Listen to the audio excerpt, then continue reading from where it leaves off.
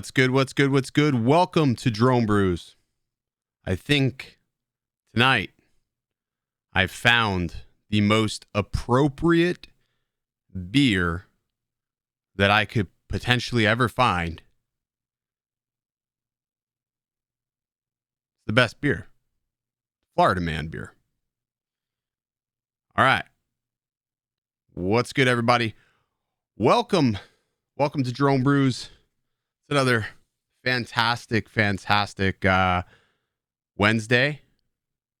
I'm going to jump in here. We'll go ahead and greet the chat. Hopefully everybody's doing well. Hopefully you all can hear me. The audio's good. I'm not muted. I think it sounds pretty good. I have no idea. We're just going to roll with it. All right, let's go ahead. Let me jump into the chat. See who we got here. We got Robert C., John M., got Drone Worship in the house, David Leo, Cigar Nation Warriors, Joseph Myers, how are you? London Nard, B-Man 80, Michael Belshi, 808 State, Aloha. We got Bradbury. We've got, let's see who else we got here. We got some other people. We got Walter Hall. Tone's here. We got, let's see who else we got here. Fly High, Wisconsin, of course. Can't forget you. M&M Tech, Four Wing View. All right, cool. We've got everybody here. Tonight, we've got a special guest joining us, a man who needs absolutely zero introduction. He's the godfather of the drone community. The man, the myth, the legend. Did I say that right? The man, the myth, the legend. Kelly Shores will be joining me tonight as my guest / host.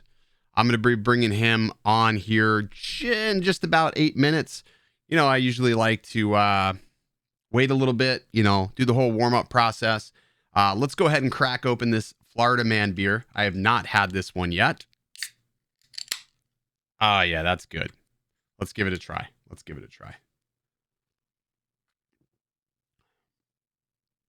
I like that. That is so much better.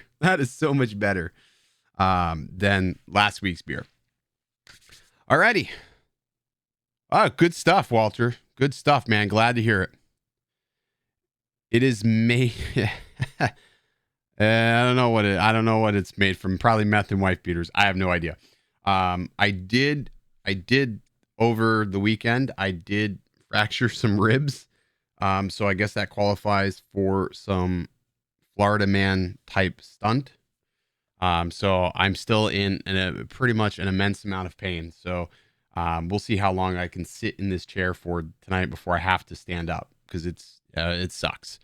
But we've got some cool stuff to talk about. I'm interested also. I can't wait to get Kelly on and talk to him. I know I want to hear all about Spin Up 2020 and what he's got going on the channel. Chris Hope, how are you? Good to see you, my friend.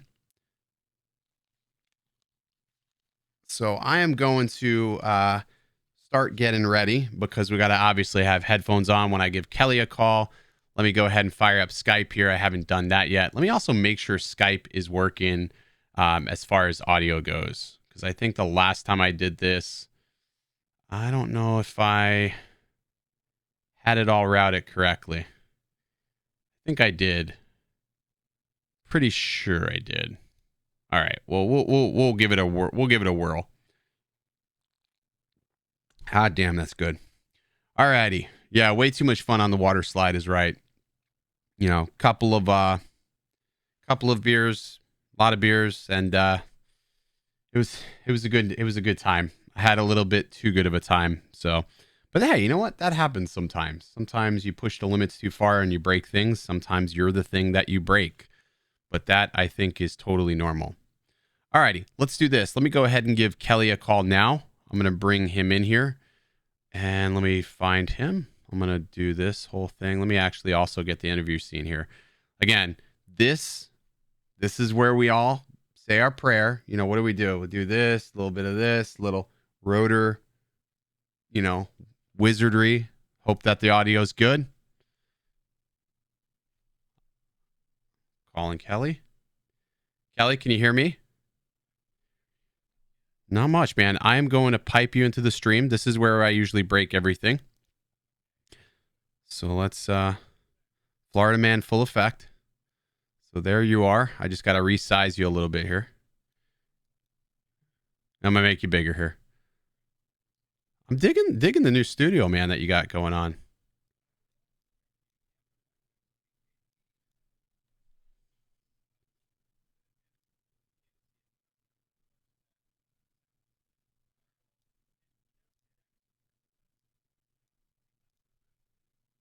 Yeah. Yeah, I don't know if I think it works. At least for my office, I know it's doing something. I like to think it's doing something. Yeah. Exactly. It makes if anything, it fakes people out, and they're like, "Oh, this guy knows what he's doing. He's got foam on the wall." We just, we wing it 24/7 here. Come on, not yet. People don't know you exist yet. I'm just kidding. They know you. They know you're there. All right, there it goes. It's a little different. Like I know Ken uses. I don't even know what the hell Ken uses, but I know he's using something interesting. Oh, hang on a second. Hang on a second. Not yet. Premature. I did that a little too fast. I heard the so I'm starting to figure it out. So I gotta go system sound, stream only. There it goes. All right. Yep, there it goes. Is it right? Yeah, it's good now. Yeah, I figured it out. I'm gonna go ahead and do a tutorial on this. So if anybody ever uses XSplit, they'll know exactly how to do interviews with Skype, because I swear for probably about 2 weeks I was afraid to bring anybody on after Adam came on. And I played with things, and who actually helped me fix this was Sean Oz. Just accidentally, he just helped me fix it. So big shout out to Sean. He's a good guy. He Is he? Okay. Yeah.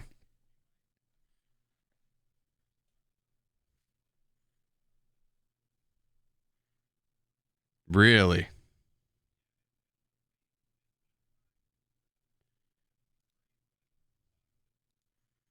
Huh. They're saying that they can't hear you. Can't hear him. Let's see. It may be on my end. That's fine. I'll fix it. Let me see. Yeah, I can hear you just fine. So now I just got to take a look at this really quick. System. Yeah, what the hell. We'll figure it out. It's always something, right? I guess that's right. I don't know. I have no idea. No audio. He's there. Everybody's saying no audio. Son of a gun.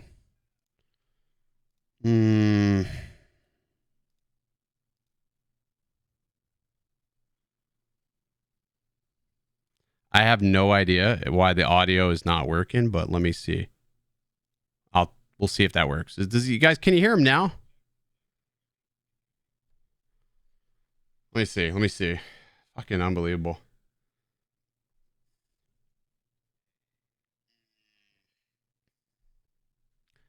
Every Wednesday, it's just never fails. I have no idea why the audio is not working, but let me see. Now you can't hear me. Was it cutting it out? Son of a bitch. Yeah, it's set up for NDI, but the source for NDI has to be. Let me do this. I'll call you back, and we'll see if that fixes the problem. All right, I'll call you right back. Huh. I don't know. Skype, I think Skype's screwing up on me. One of these days,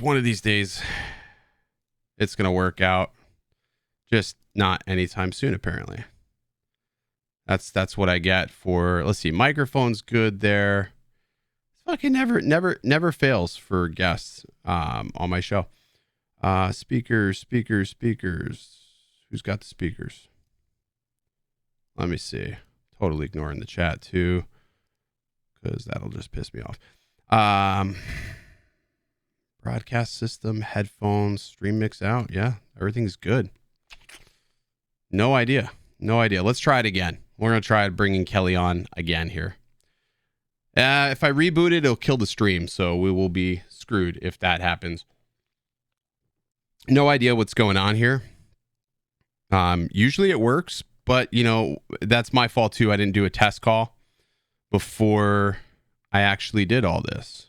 So I don't know if it's going to work. All right, let's see. I'm going to refresh that, hit OK. I'll get full send. All right, let me call Kelly again here. If it wasn't a shit show, nobody would watch. So there's that, guys. Let's try this again. Alrighty. I can hear you. Can you hear me? Good.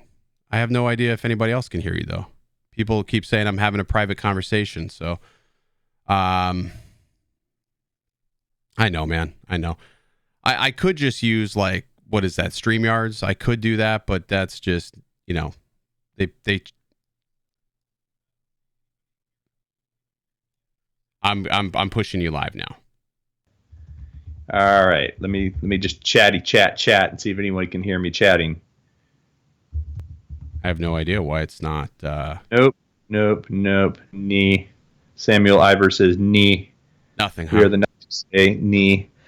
Yeah, that's a bummer, man. But I've been in your shoes, and it's no fun. Still can't hear you, man. That's so weird. But you can hear me. I can hear you just fine, but some reason Skype's not taking the audio from your NDI source. Which, you know what? Let me do this. I got an idea. I'm just gonna turn NDI off. I'm going to move you back. I don't know. Wait. Now they're saying it's working now. Can you guys make up your fucking mind? Make up your mind. Is it working? Not working? All right. Everyone, welcome. Jesus Ken, Christ. it's so good to have you on my show tonight. Thanks for engineering. You know why I drink? It's not. It's because of this type of crap. You know what I mean? It's like, the little things. You know what? First world problems, buddy. Here we are. Here we are together on the stream. I couldn't be happier. I do want to take a survey here. So everyone out there in the audience, I have several selections. First of all the way from Munich, Germany, I have the Hofbrau Original. This is what they serve in the Hofbrau House, which I visited last summer. Had a fantastic time there. So that's choice number one. Choice number two is a Tups IPA, which is made in Houston. This is really good. Pretty strong though. It's like. Is it strong? We're going to need strong for the show today. Yeah, it's like 7.5%. This here, of course, the old Modelo. Just, you can't live in Texas. These are like walk down here. Then you've got your Axis IPA, which actually I'm not a huge fan of this. It is also quite strong. Yeah, 7.1. It's a little stronger than normal. And then finally, here's the one that I think everyone's going to want to see me drink. Have you seen this before? What is that? It is Best Made Sour Pickle Beer. I'm going to have to. That gets my vote. So do you like pickles? I don't like pickles, but I like to see you drink the pickles. Yeah. So a friend of mine gave me this. I do like pickles, but he said it's pretty hardcore. So really? I'm thinking that maybe I save this one for a little later in the show. I mean, I don't want to start vomiting right out of the gate. That's fine. All right. Well, let's do this. How about? What should I do? Is anybody? Hold on. Let's check the. Okay. Nobody said. I see Modelo's getting thumbs down. I'm thinking no Modelo. Go with the German beer. Go with the German beer. All right. We'll go with the Hofbrau. The Hofbrau. Yeah. So I'll teach you guys a German toast. Okay. Let's do it. It's Heute Blau. Heute Blau. Heute Blau. Okay. Morgen Blau. Übermorgen Blau. That means blue. Blue in German. Well, it's actually literally blue, but blue in German means drunk. So it's Heute Blau is drunk today. Okay. Morgen Blau is drunk tomorrow. Übermorgen Blau is drunk the day after tomorrow. So not really words I live by, but it's the only German toast I know. So cheers. Cheers to there that. You go. Dobo is German. Yes. It's German for I wrong. think it means dude who's really good at live streaming. Yeah, no, that is not me. We don't have this down, but Auf Deutsch. We're getting better. If I think the problem is I need to take a page out of Ken's book and do that test call ahead of time, because that eliminates all this all the snafus and whatever. But you know what? People come here because they don't know what to expect, and they just know it's going to be an absolute disaster. And maybe they get yelled at. I don't know. So Kelly, it's been a while since I've had you on a live stream. I haven't had you on a live stream in almost 2 years. Wow. Okay. It's been that long. Back when Billy and I used to do a live stream together. That's right. So that's right. That's that long ago. So Spin Up 2020. I want to talk a little bit about that. I want to sort of talk about the landscape of drones today, 2020, because it's been obviously a really, really weird year for everybody. And then also just, talk a little bit about your channel specifically. But let's start off with Spin Up 2020. All digital this year, right? Well, yes. To some degree. So we are going to have it digitally. It just made sense with everything going on, not knowing where people are going to be with shutdowns and travel. And what's really weird right now, my wife and kids are up in upstate New York, and I'm supposed to go up there to see them. And I just heard today on the news that upstate New York, or not upstate, I don't know if it's the state or the city. If somebody in the chat knows, I see somebody dropping German out there. Wild land donkeys dropping some German. Yeah, he drops a lot of shit, this guy. They're having a 2-week quarantine for anybody coming from certain states, including Texas. Florida's one of them. I don't know if that means that if I go up there to see them, I'm actually going to be quarantined with them or by myself. I'm not exactly sure how it's going to work, but that's part of the reason we're doing this as a live stream. I also thought it would be a fun experiment. We're going to do September 12th, which is a Saturday, starting at 10 a.m. And I am going to have several guests in the studio. And I know you had talked about maybe making the trip here. I'm thinking about just doing it because, I think it would be easier. Cheap. Tickets are cheap. Why not? I get to fly, with you guys, and it's going to be fun. It's going to be fun. It'll be a different dynamic, I think. I think I'm just going to do it. We'll have it at my office. I have a fairly good size space with a studio and a conference room, and I was thinking we could set up different setups, and we'll go from 10 a.m. till 3 p.m. We're going to have a bunch of remote guest speakers. I actually have someone who is like a pro live streamer who's going to be doing the live streaming part for us, so we shouldn't have any technical errors. We'll do a lot of rehearsals and such, but 10 a.m. till 3 p.m. We've got sponsors. One of them is, of course, DJI. Nice. DJI will be giving away every consumer drone they make. So really, that's the commitment for them. Is they said basically anything made for consumers at that time will be given away at Spin Up 2020. And it's the best thing I'm super excited about is, rather than this year where I've had to order it and then give it to people or ship it to people, they're just going to give me coupon codes for the winners. That's even better. I just get the coupon code. That's even better. Speakers are ineligible, by the way. Sorry. Fine. Anyway, like so we'll because Sean supposedly won the RoboMaster last year, and he did. Yeah, I know. He was a little bummed about that. He gave me the ticket. He gave me the ticket, and then we ended up giving it to Artco. Art. Yep. Yeah, and Art's made a lot of videos. I think that was a good move. Yeah. But regardless, so every product for consumers that DJI makes, they're not giving away. I don't know if they're going to give away an Inspire. I'll need to ask if that comes under consumers. I think Could you imagine? That would be pretty cool. I think that's prosumer. But even a Phantom 2 V2 would be pretty sweet. I mean, I think it's just generous that they're offering, from every consumer drone, from whether it be from Mini to, that means that Mavic 2 Zoom, Mavic 2 Pro. So I mean, that's a lot of chances to win, which I don't think Mavic Air 2. Yep, never had that before. We didn't have that. Previous years there was always one big prize. So now there's more reasons for people to watch. So we're gonna have live speakers. We're gonna have the live speakers. We're gonna have DRL, the Drone Racing League, is also sponsoring. And I've been told that we will have participation from several people, including potentially the president of DRL. They have a new president. It's a woman who was with the NBA for a long time. I heard that. And it's really cool. Rachel Jacobson, I think is her name. And she was one of the top people in the NBA, at least one of the highest level women in the NBA. Okay. And I'm really excited because I'm trying to get more, trying to get more kind of diversity on this whole thing, because let's face it, it's a lot of white dudes in the room most of the time. But I've got the folks from Remote Pilot 101 are also co-sponsoring. They're going to be giving away a bunch of free, if you want to get your Part 107, they'll be giving away classes, so you can win those.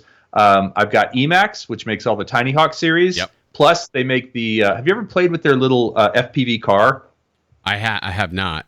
The Interceptor. Oh man, it's a blast. It's like flying FPV, but it's much easier, right? Because you're on the ground. I don't know. I have a problem with things, just anything in general that is motorized. Well, just forget about the motor for a minute and just chase a cat around or chase a dog around, and you'll love it. We can do that. I saw you had a newbie drone box. I do, right here. As a matter of fact, I was going to see if we got down to it. I haven't opened it yet. I was going to open it up. This is one. I did a review of a newbie drone recently and had some problems with the motors. Had to replace 3 out of 4 motors within 2 weeks. And they told me that they had a bad batch of motors that came in, and that they had fixed it since then. And if you buy a replacement, anyway, so they sent me another one to kind of do the same test with it and see if I have the same problems. And is that an Acro-B? It's the Acro-B, yeah. This is the brushless one, though, so I'm excited. I'm really impressed with their products specifically.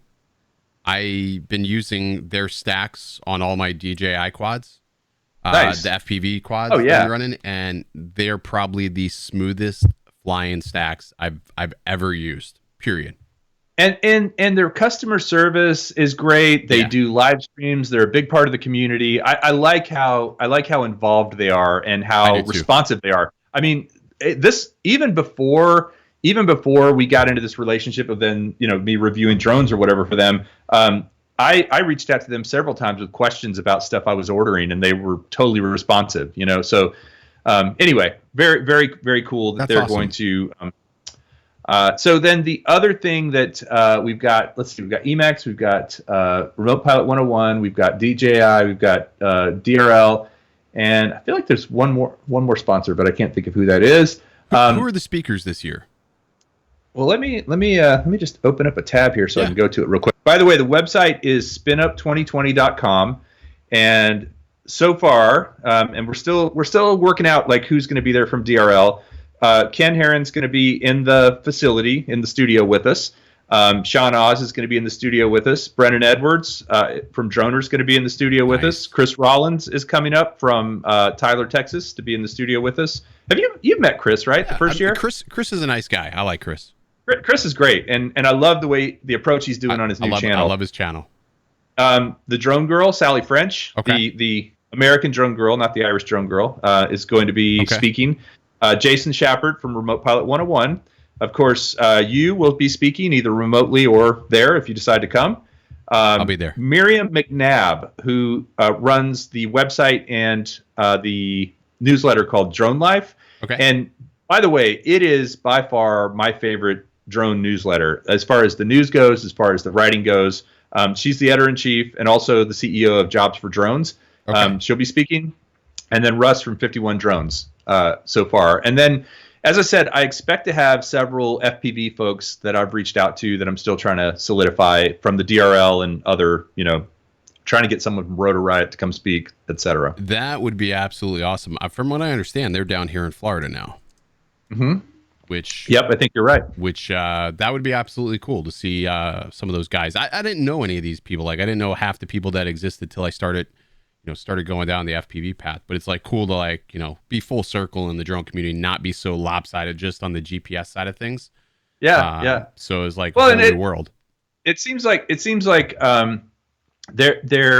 I don't know. I've never felt any real big divide between the GPS and the FPV side. No. I mean, definitely they skew a little bit younger, a little bit hipper. But at the end of the day, I do think that we all want to do the same thing with this hobby/sport, and that's grow it in a safe way, get a good reputation, make people want to do it, not shun it, right? And so exactly. The FPV community, I think, has been doing a good job. I mean, Joshua Bardwell, that guy puts on one of the best live streams if you want to learn about FPV. I don't know if you've ever watched his live stream. I rely on his content actually pretty heavily. Every time I pick up something or try to figure something out, if I do a quick search for it, chances are he already has it posted. So, every time I watch one of his videos or check his channel out, it's funny because he always says you're going to learn something today. Yeah, yep, I love that. I usually really do learn something, so it's always really convenient. It's nice to have channels that put out content where it's more of a learning experience where you can go and you get a takeaway. You're not just consuming content. There's always some sort of little nugget or takeaway that you get.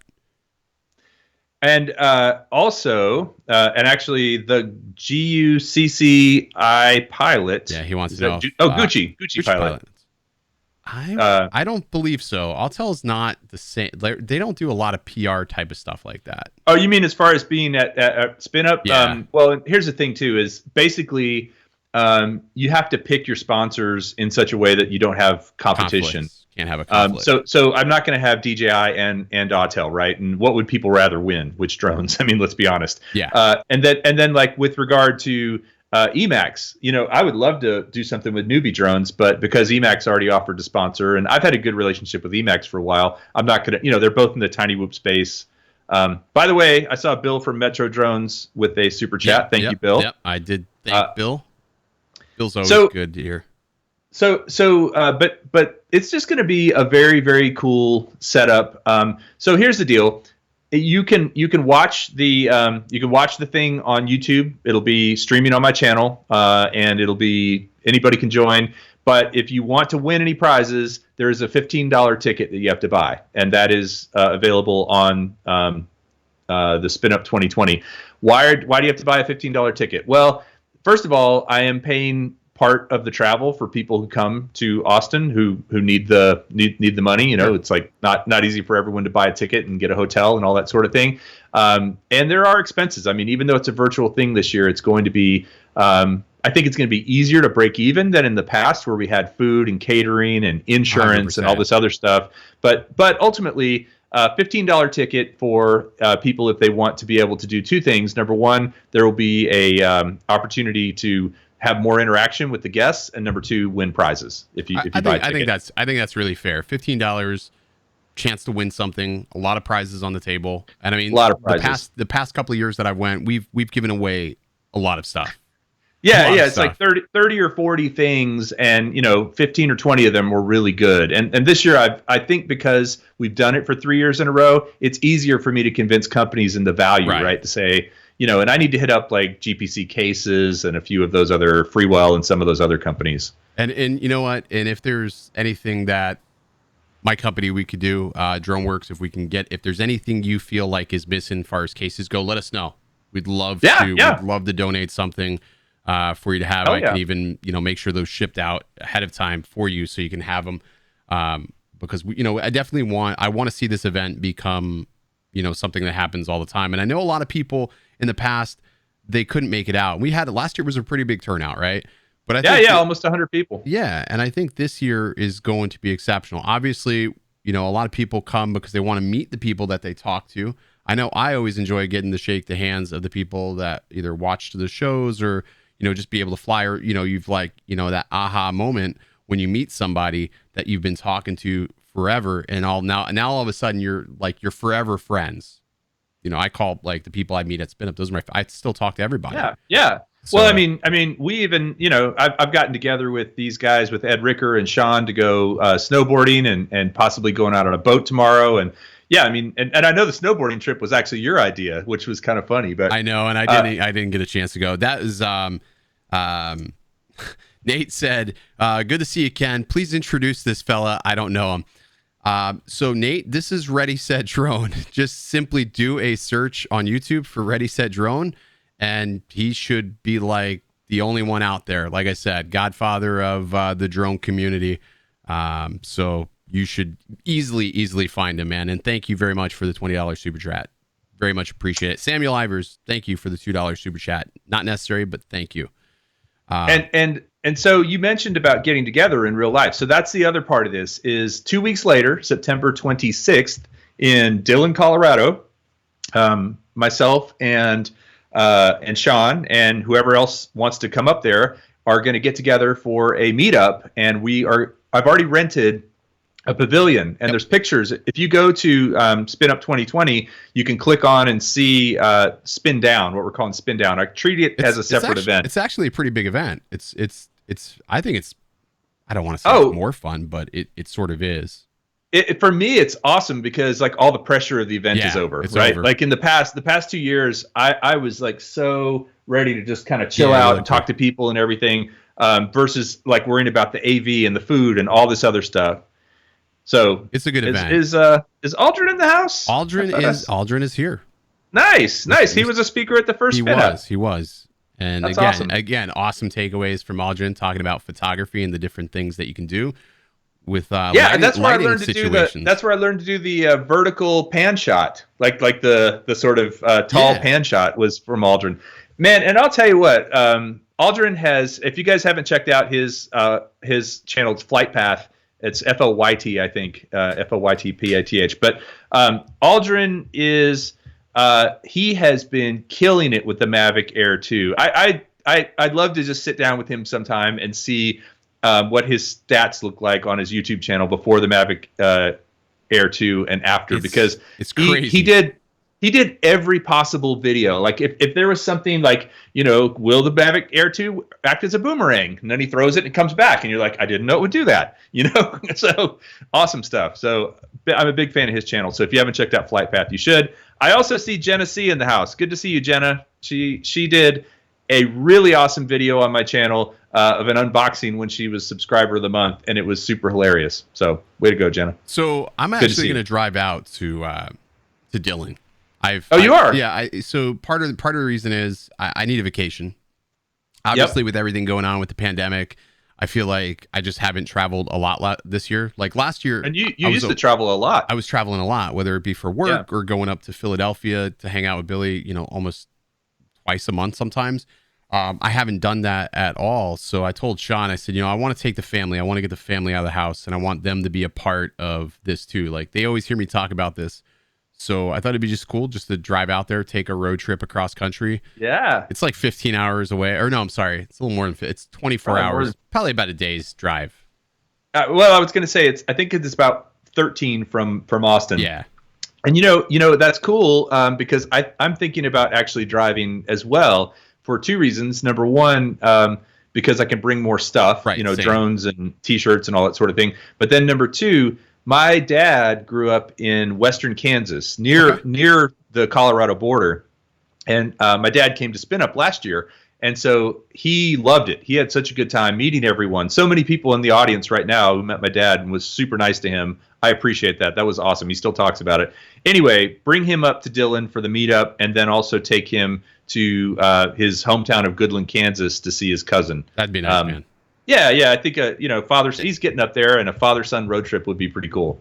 Yeah, I think it's about time. By September time, maybe some of this it has dissipated. I don't know. Yeah. But I'm assuming, obviously if we do this event and we put it on, providing things don't intensify or worsen, we're looking at, obviously everybody's going to wear masks, try to keep a good social distance at the event. So try to just keep it as safe as possible. It's outdoors. So that's a good thing, right? And it is in a climate where, I don't feel like it's a big open space. We should be fine then. Yeah, I mean, I'm not opposed to whatever people are comfortable with, sure. But ultimately, that was part of the reason I wanted to do this at this pavilion, because it's literally on a hillside overlooking a lake. By the way, the only frozen lake I've ever walked on was that lake last winter. Yes. I should have went, because the whole idea was Billy and I were going to NAB, so we're like, we're not going to go to Colorado because we got to choose which can we do, either go to NAB or go to Colorado. The wrong choice was going to NAB because it got canceled. We should have just said, screw it, let's go to Colorado. Colorado was a blast. And I'll tell you this. Who knew? One of the most fun. Oh, there were so many fun moments. We went up to I forget the name of the pass, not Wolf Creek Pass. Arapahoe. It's at the top of Arapahoe. Okay. Anyway, 12,000 feet, and we drove up there and tried to fly a Mavic Mini in like 60-mile-an-hour winds. How'd that go? Oh, as expected. Sean made a video about it, so you can go check that out. But really, one of the most fun things was flying tiny whoops in Sean's tattoo shop. So he's got his shop closed, so we're the only ones there, and we're just doing tiny whoop racing all around the whole thing. It was really a blast. You get shot. You get shot behind the goggles at all? Yeah, actually a little bit. He did all right. We put him in angle mode and just kind of let him do a little hovering. And the nice thing with tiny whoops is you can bump into stuff and it doesn't hurt anything. You could destroy those things. That's like, for me, I felt like that was actually better to learn with than a simulator. Because it puts you in like a real, but it is really hard. They are harder to fly than, like, for me, I feel like a 5-inch is easier to fly than those little tiny whoops. Yeah, the 5-inch. I mean, you just need so much more space and more kind of planning and kind of more situational awareness. Tiny whoops, I am constantly, like, my wife will be walking through the kitchen and I'll just bonk right into her because I'm cutting through the kitchen with it. She's like, I'm lucky she hasn't stepped on it yet. Yeah, I smacked the daughter in the head with it the other day. Oh no, was not happy, but you know what? That's the thing, is like, you can do that. You can get away with that. If I hit her with something else, that probably a whole different. They'd probably Child Protective Services. My dad goes on YouTube and drinks on the air, and then he hits me with a tiny whoop. Yeah, they're real thrilled. They're real thrilled with this show. Not really, but something I wanted to ask you about. Have you seen these leaked schematics that have been going around about this camera with OIS? Have you seen that? No. But I'm definitely interested. What's the word? Love tweeted out a couple of days ago some schematics that look to be a camera. Looks to be a micro Four Thirds camera. Now they're purporting this as possibly the camera for the Mavic 3. Okay. Does it look like the current Mavic 2 Pro camera? It doesn't really. It doesn't. It looks a bit different. I don't have the schematics. Otherwise, I would bring them up on the screen here. But if somebody has, a link to that, please feel free to drop it in the chat down there. But it looks interesting. It looks interesting. OIS, which would be, I guess a first for a drone camera, right? Optical. Yeah. I mean, we've seen the digital. Yeah. We've seen the digital one. And it makes a huge difference. It's part of why I like using the GH5 is, and I see Jake Sloan in the house, and I think Jake uses the GH5. I think.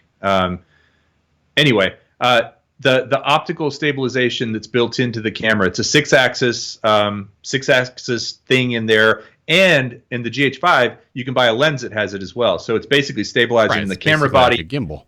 Oh yeah, man, and you can walk around with this thing, and it looks pretty good without any stabilization. So that would be. Are you talking about something though? Is it going to go on the drone, or is this something that they're saying it's going to go on a drone?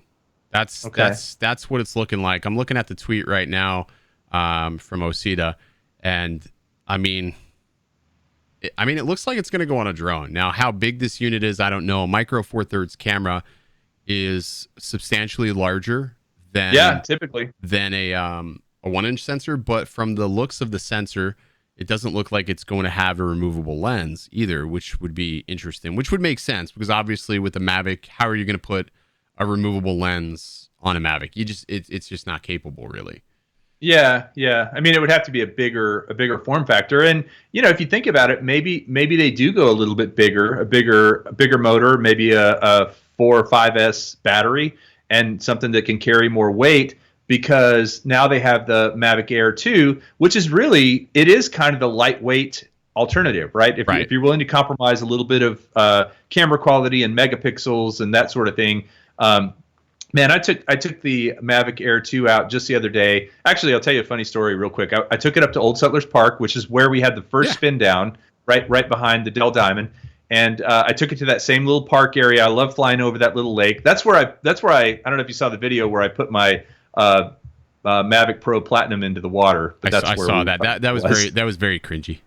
It was cringy. But anyway, I was there, and I go out to this field. It was pretty early in the morning, so I got to this field pretty far away from. There's people fishing. There's kids playing. I don't want to be bugging them, right? I want to get away from them and do my own thing. So I go to this field on the other side of the lake, one tree, beautiful big tree. I get under this tree, and I'm doing some hyperlapses, and I'm doing some 48 megapixel photos, and I'm doing some sport mode, and I'm just having a good time, just by myself flying. This was actually Father's Day, and my family's out of town, so I could do whatever I wanted. So then get this group of people, this man comes up and sets up a lawn chair under the tree, right, 10 feet away from me. And then like all these kids start showing up and all these other people. And I'm clearly spread out. Like this is my space. And there's this whole big field, other trees everywhere. So I'm a little annoyed. I'm like, oh man, of all the places you guys are going to have a picnic, and it's obviously like a Father's Day thing or whatever. Right. So the guy comes over to me, totally oblivious, and says, "Hey, I hope we're not bothering you." And I'm like, "No, it's all good. I was almost finished." And then he says, "Would you mind taking some pictures for us? Taking a picture of us?" And I was like, "Yeah, I'll do that." And then I have my GH5. I end up doing some badass portraits of this entire family for them. Like I pose them all, I get them in the right light, shallow depth of field, blurry background, and I take like, I don't know, 50 portraits of each of them individually and then the whole family, and we're all laughing and we ended up having a great time. And I send them all these portraits just to be nice. And I'm not touting myself, but it made me really happy. I started off annoyed as hell with these folks and then ended up like being like they still email me like, "Thank you so much. These pictures are so great." So it was cool. That's a good story though, man. It's always interesting when things work out like that. I mean, it's not like I'm trying to be more optimistic when I come across somebody, because you just never know how or who they are for that matter. And I don't think this guy, I think he truly didn't realize that, what I was doing. And he just saw me with a camera. When you're flying, when you're filming, or even if you're, flying, for instance, I can have a headset on and somebody doesn't know, they don't know what I'm doing. Yeah. Or I'm staring at a controller. They have no idea. It all kind of changed with my mindset, right? I went from, all right, he asked me if I'd take a picture. And then at some point I was like, I was just going to snap a picture and go. Then I was like, no, I'm going to do a good picture. So then I started posing them. And, that's half the thing, is getting everybody posed and everything. And so the pictures turned out great. I sent them links. And I want to say something too, Ken, that I really appreciated. What did I watch the other night? I watched you talking about, was it people shadowing you on some of your real estate gigs? Yeah. Was that like 2 or 3 nights ago that you put that video out? Yeah, or has that been a while? It's probably been a little bit. So we're doing a class, but I'm right now we've got a location secured. But what I'm waiting on is, because COVID has been spiking here in Florida. Right. How many people can you have? Right. So initially I wanted to have at least, 20, 25 people. I was informed that your cap per event has to be 10. 25. Oh, no, it was 25 at the time. Now it's 10 per event, especially where we want to have it. And the kicker would be everybody would have to wear a face mask according to this event. So I'm sort of mulling around like, all right, do I want to do these individually, just like pull people off? All right, if you sign up for the class, I just email them one by one. Hey, I've got a gig, come with me, and just do it that way. So essentially everybody would get a different experience every time they shadowed me. It wouldn't be the same. It wouldn't be the same thing. But it's also a lot more work for you, right? To have to do. But sometimes it's not, because like when people like my buddy Nick, who I've taken with me a couple times and shadowed, and now he's out on his own doing his thing. It wasn't bad, because it's like, hey, I need somebody to hold this flash, and he's holding the flash, or he's asking me questions. You got a PA there, production assistant with you. So I have somebody like a secondary person that can sort of see. So it's like having a second set of eyes. And sometimes I'll ask him and be like, well, what do you think about this angle? And maybe, something, because he doesn't know any better, he says something, I'm like, that's actually a pretty good idea. So it sometimes works out like that. So I think I may have to do that. I still want to try to do this class. It's ambitious. It sounded awesome. No, it is. I think it's going to be a good idea. You're doing it. You said you're doing it for free, and you're also going to even provide lunch for people. Yeah, we're going to do lunch, coffee in the morning. So I've got an agent realtor that she was like, yeah, I've got a house. I've got a listing. My buddy Nick, who's a realtor, he's like, yeah, I've got a house. I've got a listing. We can do it. So worst case scenario, I have to break it up into 2 classes. All right, you guys are class A, you guys are class B. And it's, that way it's 10 and 10. I would go with different demarcations than class A and class B. Well, probably. I'll just do class 1, class 2 or something like that. Yeah. That way. Your first class and your second class. Yeah. Somebody will take offense to it. That's America today. Well, here's where I was going with all that, because you were wearing the coolest shirt in that video. Do you remember what shirt you were wearing? I don't even remember. You were wearing a shirt that said community, and unity was yeah.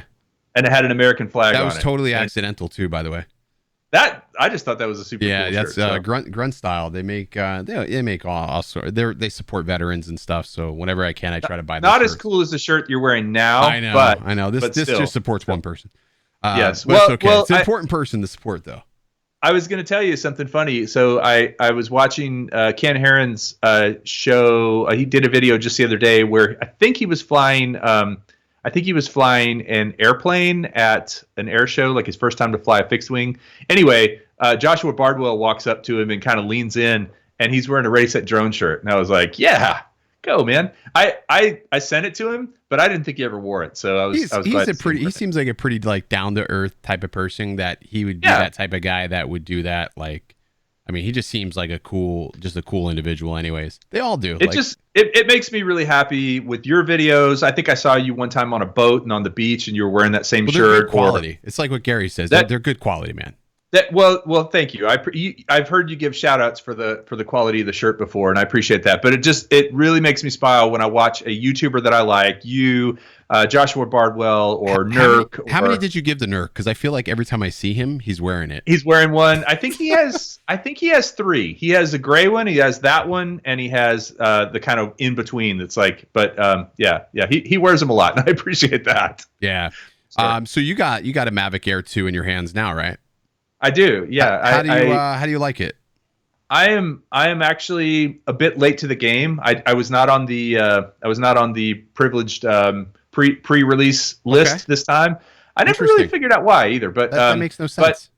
Well, I don't know. They had actually just given me some things, and they were supporting spin up. So maybe I don't know. They're trying to spin it out, even it out, whatever. But I'm not upset about it necessarily, but I am doing a review of it right now, and I'll give you the 2-minute version right now. Okay. It's amazing. I mean, it is. This is where Skype does that thing where it freaks out. Do I blink? This is Skype. This is not me, guys. This is totally Skype. Well, yeah. See, we were talking about the Mavic Air 2, and then this happened. All right, so I'll just push back over. So Skype.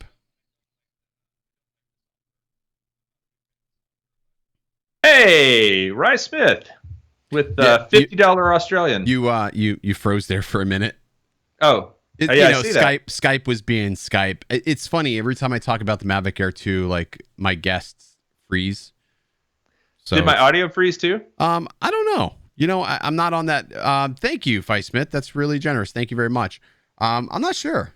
I'm not monitoring the audio side of it, so I'm not sure. I mean, usually the guests they'll tell us. So I know you said you don't like the app, right?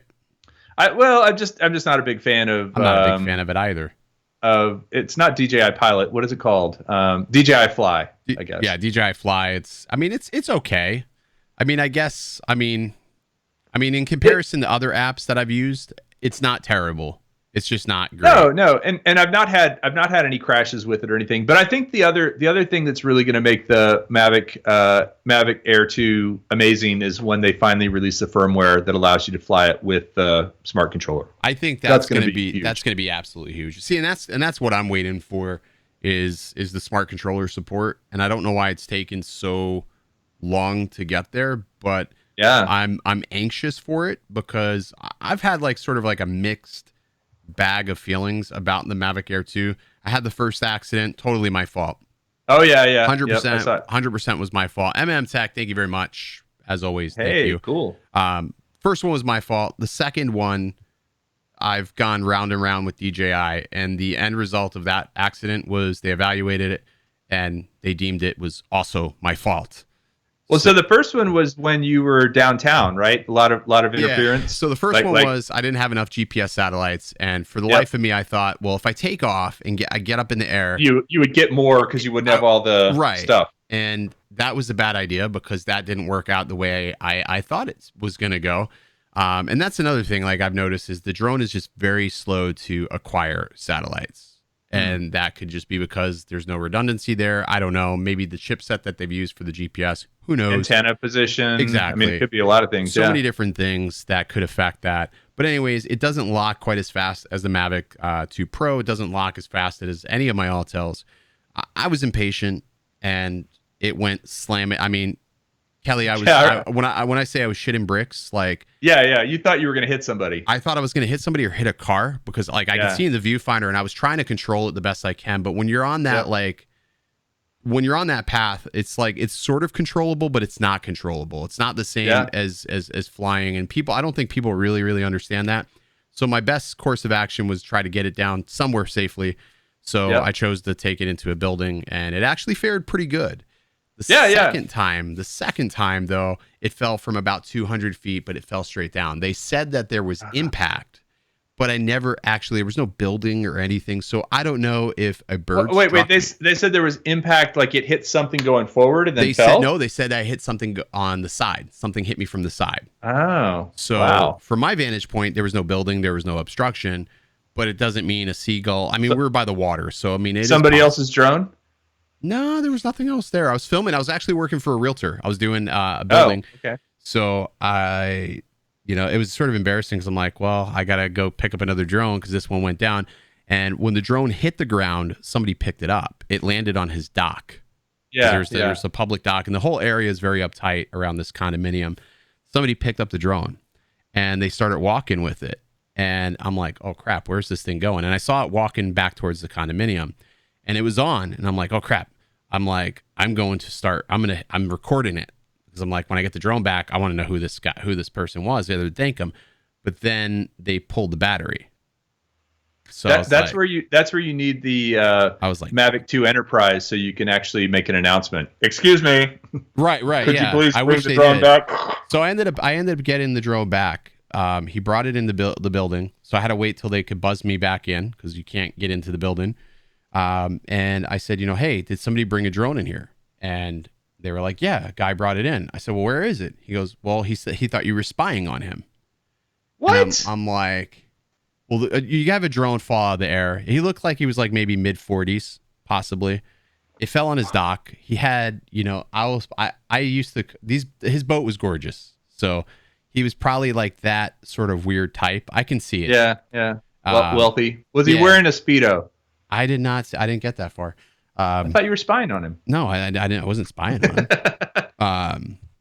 So, needless to say, he took the SD card. He took the battery out. It was sitting in a garbage can. And the thing that pissed me off the most was where he threw it in the garbage can. Somebody came by and threw their Wendy's, and their Wendy's was on top of it. So I was like, so now I'm like shuffling off like shit, like chili off of it. Yeah. I was pretty pissed. Yeah. I was pretty pissed. Yeah. And the drone was completely destroyed. So at that point, all you can do is send it in and see what DJI says. And they didn't side with me. So it is what it is at that point. Paid, got a new one. I mean, basically the repair cost on that sort of thing is it's not insignificant, but it's not the cost of a new drone. No. It was, even completely destroyed. It was like $400, which not bad, but not good for the second time. So like this drone cost, and that did not include like a new remote control or batteries or anything. That was just a drone. Just your drone. They just sent you a replacement. Probably. They just send you a replacement. That actually didn't even include props. Thank you, Carl Meyer. Appreciate that. Did not include props either. So like I said, we went round and round, and the thing that rubbed me the most wrong about it was they sent me a bill with no explanation. They didn't tell you what they had done or anything? So then we had to ask. This was to wipe the chili off. Yeah, well, maybe. So we had to wait to ask them what it was, and basically their response was there was impact. Okay, well, what type of impact? Because it fell, so of course there's going to be impact. What type of impact? So, this time around, I said, you know what? I'm going to put care refresh on it because now it's 2 out of 2. We'll just put refresh on it. It seems like for the price, it really, it's peace of mind. And I've done care refresh on a couple of drones. Yeah. Like I actually have it on my Mavic 2 Pro because that's the drone that I like use the most in professional settings. So I mean, it's just a good thing to have. I mean, for $79, why I didn't do it the first time. Although in hindsight, I would have already been at my 2 mark already. Right. You know, and maybe, who knows if it would have happened. Probably not. You know, it's like one thing, it's the butterfly effect, right? So now I've been a little bit like more cautious flying, just flying anything. I've thought about things. I'm like, crap, if I go above this building or if I go here, who's below me? Because anything situational awareness, right? You really want to make sure that you know your situation, where you're at, what's going on around you. I mean, that's it. As long as it doesn't stop you from ultimately getting accomplished what you want to accomplish, I think it's good. No, it's just one of those things. I think though, it's like it brings you back. It sort of centers you when you have an issue like that. All right, are you still on Florida Man, or have you moved on? I'm on Ally. I'm already on the second one, buddy. All right, what are you gonna do? Pickle juice? Pickle juice? No. I'm gonna do the Tups, and then I'll do the pickle juice for number 3. Oh man, so I like the way you think, man. I've never had a guest make it to 3 beers. Really? Never. No. Three's kind of my three's. I mean, here's the thing. It's almost like a ADD thing with me, or a what do they call it? Obsessive. I don't know what they call it, but you know, where you have to do things in threes. Like I typically drink 3 beers. Like and typically don't drink more than that, but I also typically don't drink less than that. You know, it's like if I have one and my wife wants me to stop at 1, I'm like, I really want 2 more. But then when I have 3, I'm pretty satisfied. So really, I don't know. Yeah, it's a weird deal. Maybe it's the body weight. You know, I got to have 3 to feel any effect. Okay. Well, I mean, hey. I mean, I've just never had a guest make it to 3. I'm actually all right. Well, that's my goal. Can I go pee at least once though? Is that okay? Because I was gonna say I brought 2 because I thought like that was the limit, and now you've set the bar higher. I'm actually. Oh wow, yeah. So now I have so my wife for Father's Day, she bought me this like beer kit, and it had the Florida Man highlights, Cigar City. It's Cigar City Brewer here in Tampa, and there's one more, but I haven't tried that beer yet. So I'm like thinking to myself, well, now this is like the perfect opportunity to, I got to go out there and get the beer. So Brad Alston is in the chat, and he and I have had 3 beers together before, I believe. Maybe even 4. I don't know about that. Yeah. Brad was at Spin Up. As a matter of fact, Brad is I think he's coming to Spin Down for sure. Okay. And he's talking about helping us out. Now I see Jenna is talking about Genesee. So is that because Genesee is Genesee? Is I just and you said, by the way, Genesee, how many beers have you had? Because you said Genesee Bear, not Genesee Beer. Genesee. Yeah, how many has she had? I need a Genesee Bear. I've had Shiner Bock with Genesee. After Spin Up number 1, we all went over to the Salt Lick and had a Shiner Bock. I love the barbecue there. You know, they took Salt Lick out of the airport. Out of the Austin airport? Yeah, the last time I was there, not Salt Lick was not there. You may be right. That was a bit of a bummer. I was in the Austin airport about a month ago, after COVID and everything. So I flew from Syracuse so my wife's parents live in upstate New York. So my family goes up there and spends a couple weeks every summer. And they are going to be, well, like I said, I'm going to go up there. Hopefully this quarantine thing works out. But we drive. We drive from Austin to north of Syracuse, up in it's called Alexandria Bay in New York, right on the border with Canada. Okay. And so we make a 3-day drive up there, and I do most of the driving, which is fine. I don't mind. And then I leave them up there, the dog, the guinea pig, both my kids and my wife are all up there with my wife's parents, and I fly back. So I flew back from Syracuse through Charlotte, and first of all, it was $175 for a coach ticket. It was $250 for a first class ticket. I was like, all right, I'm gonna just spend $250. Yeah, I mean, you might. Why not? I mean, how often can you get a first class ticket for $250? So I did that. I've been flying in Spirit. Oh, do they have first class? No, they don't have any class. They don't have anything, right? They don't have any class. You're lucky if you get a seat. Be you're talking about earlier. So. But the weird thing was how empty the airports were. None of the restaurants were open. None of the the only thing really were just like convenience stores, where you can buy snacks and stuff like that. Those were open, but the airports were just very, very quiet. I mean, I've been to the Charlotte airport. Though? The plane was about half full. Okay. And again, part of the reason I spent the extra $75 for first class was so I could have a little more room, right? Yeah. Everybody's wearing masks on the plane. It was an early morning flight, so I basically just went to sleep and didn't really worry about it. But yeah, I mean it was fine. I didn't feel like I was too close to anybody in that situation. But again, I was in first class, not bragging, just saying that's where I was sitting. So it's hard to say what it was like in the back of the plane. Man, first class. I haven't flown first class. Well, I've been flying Spirit and Frontier so much. It's probably why I have a bad back. They barely have barely have padding on the seats. I'm pretty sure they charge you extra just to have padding on the seat.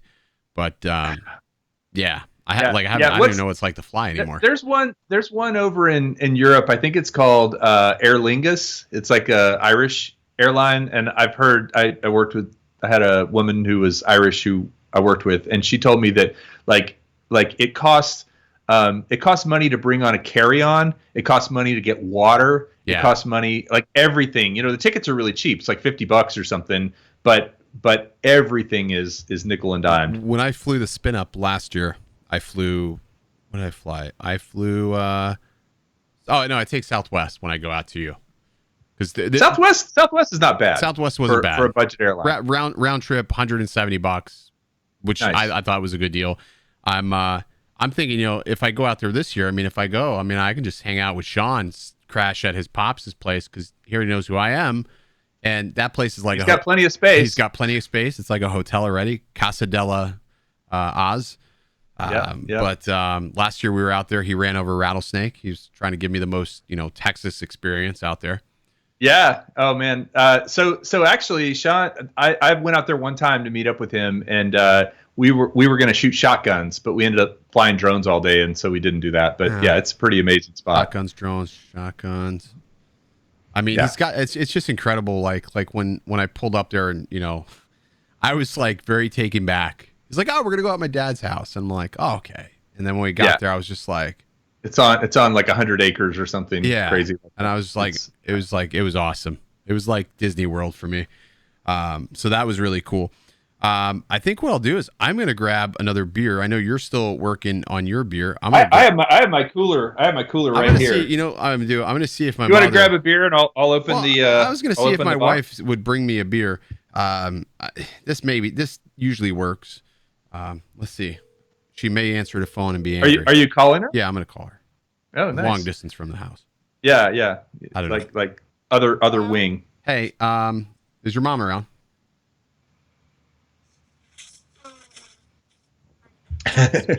Yeah, I know I'm on speaker. Is there any chance she can bring me a beer?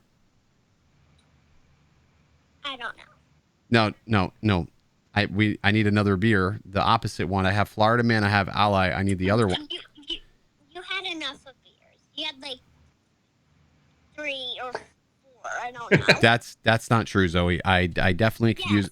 You had 2 actually. No, yeah, you're right. I did, but this is a 3 beer stream, and I'm at 2, so I need one more beer. That is 3. Arguing it with an 8-year-old right now. Little math. So I took my kids. Hey, can my wife go on the stream? All right, I'm just gonna find that it's easier for me to go get the beer myself. Thank you. There's a reason this is called a stream. Well, and I'm arguing with an 8-year-old, so that's not working out very well. So I took my kids to Germany last year. We went to Munich and went to the Hofbrauhaus, and they are 17 and 15, and so they drink beer over there, and now they're constantly like, "Dad, can we have a beer? Dad, can we have a beer? Dad, can we have a beer?" Is this Germany? Yeah, we're not in Germany. That's gotta be absolutely awesome to be over there, though. We do. So I lived in Germany when I was a kid. My dad was in the Air Force, and he was stationed there.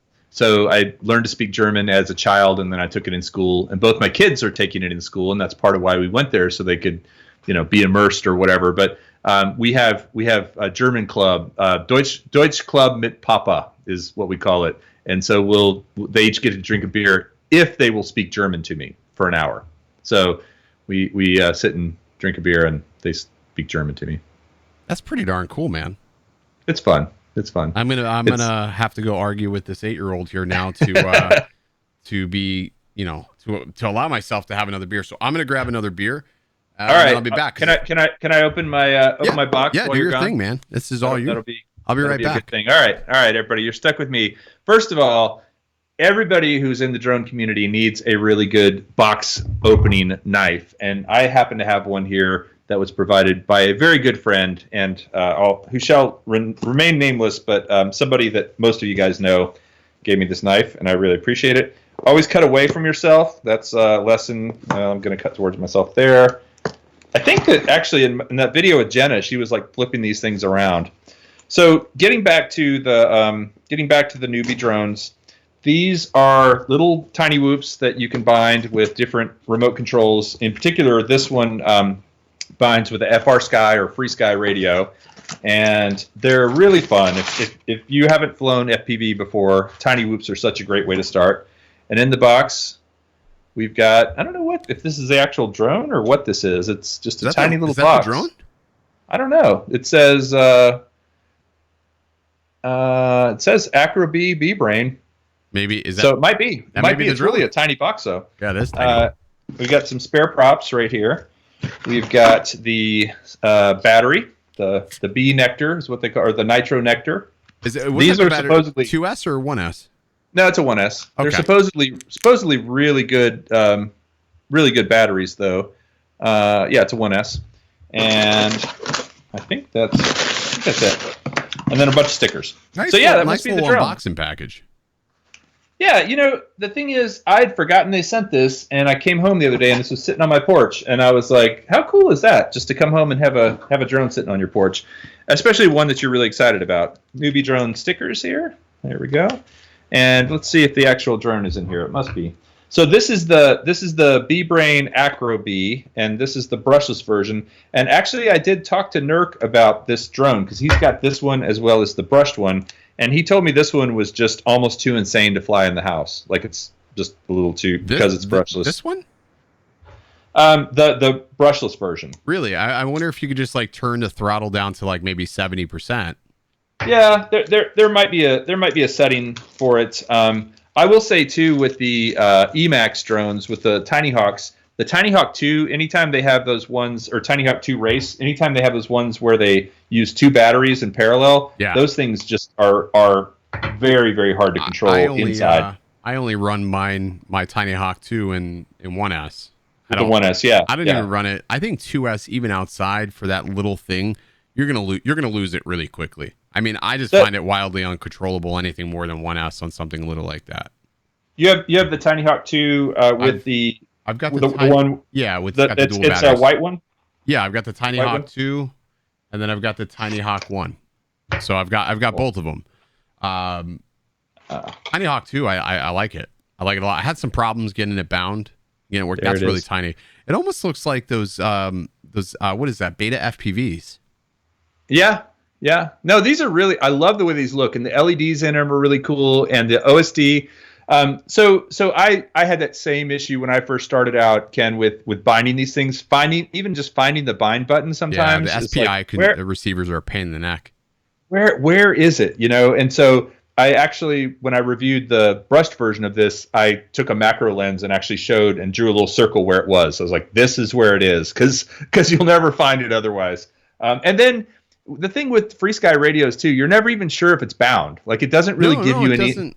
I mean, it's like you think the light's going to turn red or something, but it never really does. I mean, I know there are people who are much better at this and understand it better, but for me, it's always like, okay, let me plug it into Betaflight and see if it worked, or let me turn it on and see if it worked. Nope, didn't work. Try again. Nope, didn't work. Try again. And after 3 or 4 tries, it finally works. So, what's funny is yesterday I was sitting out flying. I went and flew yesterday afternoon. And I usually come back and I'll like grab one of my 3-inch quads and rip around the house.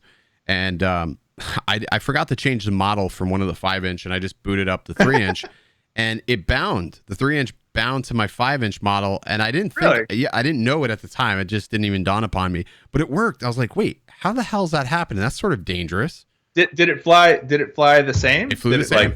It flew the same, which I thought was really weird. I thought it was really weird. So you didn't change the model. You didn't actually change the model, and change the model in the radio. No. Which what kind of radio are you using? What do I got? I've got the Tyrannus QX7 The white one. No, mine's the carbon one because I got the one before they Or is went it S. the one with the little wheel? It's this one. Has a little wheel that turns. I've got this, and this is what I have hooked up to my simulator. But primarily I've been flying with the X Lite. This is the one I'm using because this is one that this has D8 still. Oh, nice. So I can buy into the Tiny Hawks and whatnot. But I feel like it's too wide. It's too wide. Like I'm a pincher, so I feel like this is too wide to pinch. It's not as comfortable.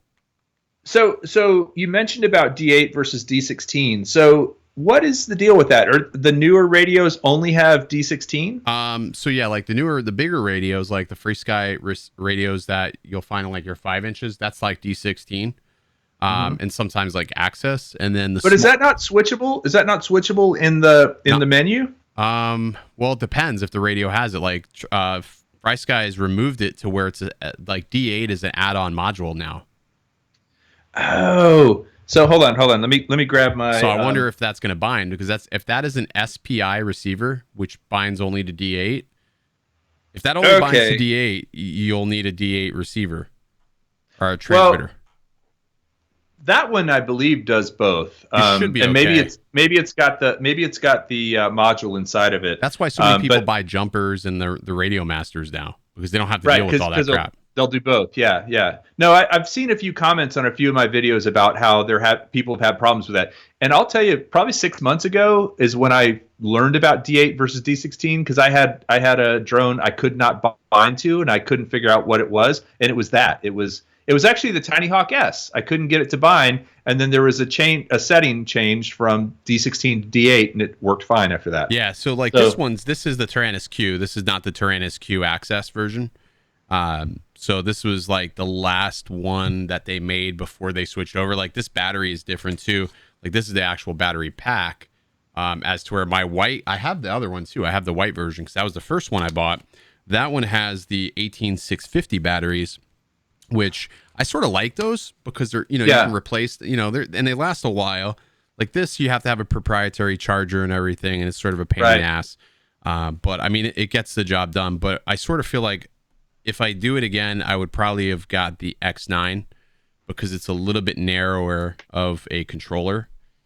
And you think that would be more ergonomic for you? Yeah, because I find like when I'm flying the quads, like my digital quads, I feel like the DJI controller is like really good. Like I really like the ergonomics of it. And so it feels really smooth. I just ordered the Gep RC rocket. Have you seen the Gep RC rocket? I have not. So I ordered it with the DJI setup. So it's got the DJI setup in it. I have a Gep RC 4K. It's like a Cinewhoop kind of thing that's still analog, but this one has the DJI setup on it. I was just looking to see this is like an unusual battery connector that's in here too. I don't know. That actually just looks like a balance plug. Yeah, that's what it looks like. All right, like your pack looks different than mine. Is that what controller is that?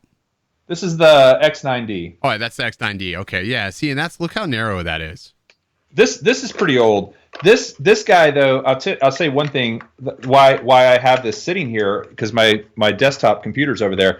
This guy, as soon as you plug it in directly to the computer, it recognizes it in the sim. Like I've never had any problems getting this to work in the sim. I think that has to do with the driver. So I gave up on the simulators with the Tyrannus because I always had to roll back the drivers.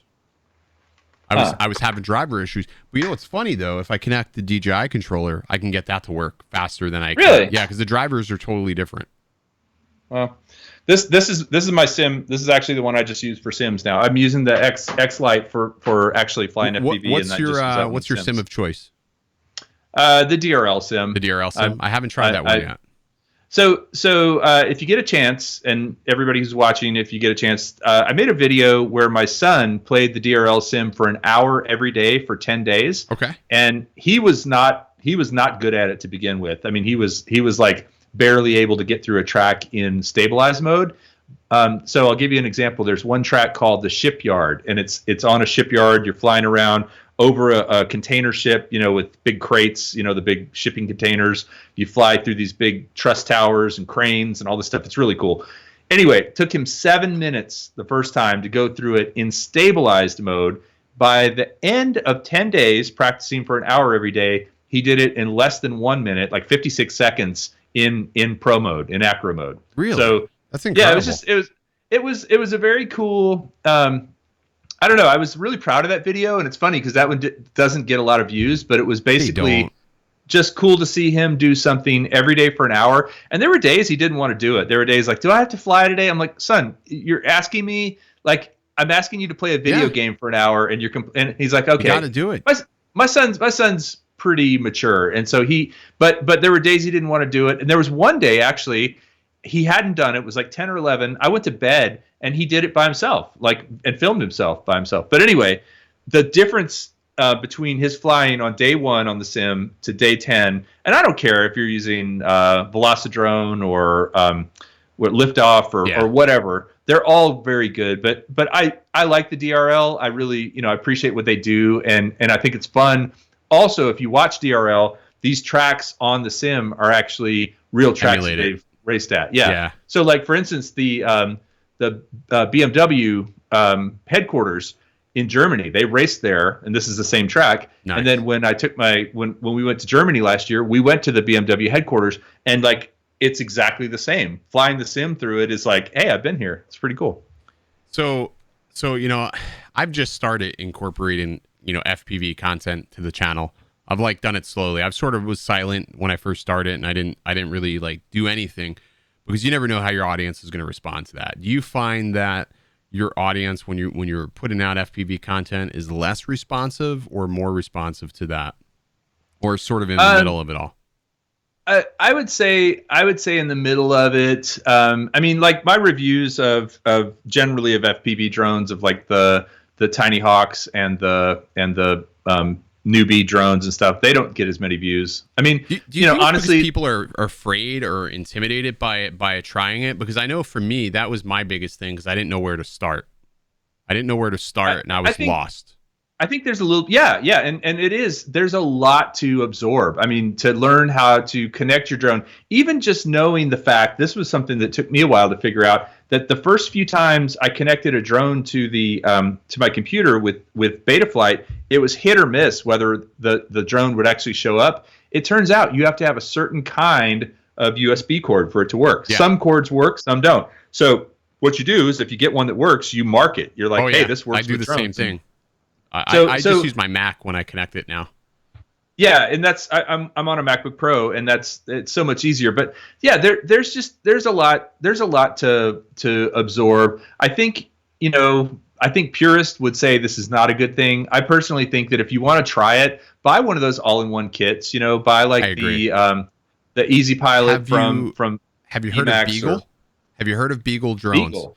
So my buddy, dog Beagle? The dog Beagle. My buddy Dwight is the founder of Beagle Drones, and they're an FPV drone company.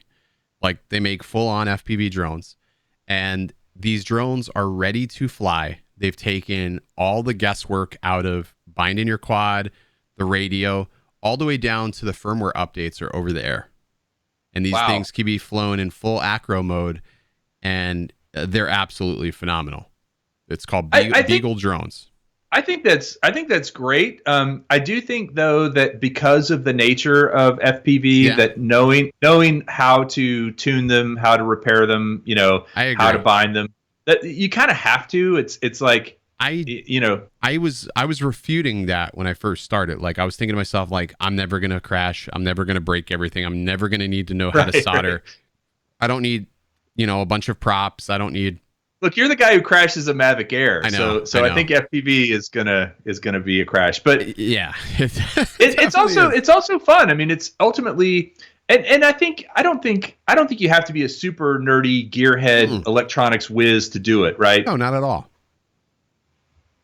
Anyway, I will check out Beagle Drones. I would love to check them out. Check them out. They're like a smaller company. But maybe they need a review from a large YouTube channel. They definitely could, because if you search for it on YouTube, there's only one channel that's actually reviewed it, and I think it's because they haven't sent out any promotional units to anybody. But even regardless, like, they piqued my interest just because it's like it's the most complete kit, and it's like the easiest way, if you're curious about it, you can get into it without. Are they 5-inch quads? What? Yeah, I mean, they're five. What they okay. have a 5-inch quad, and then they have a sort of like a Tiny Hawk version as well, which is pretty cool.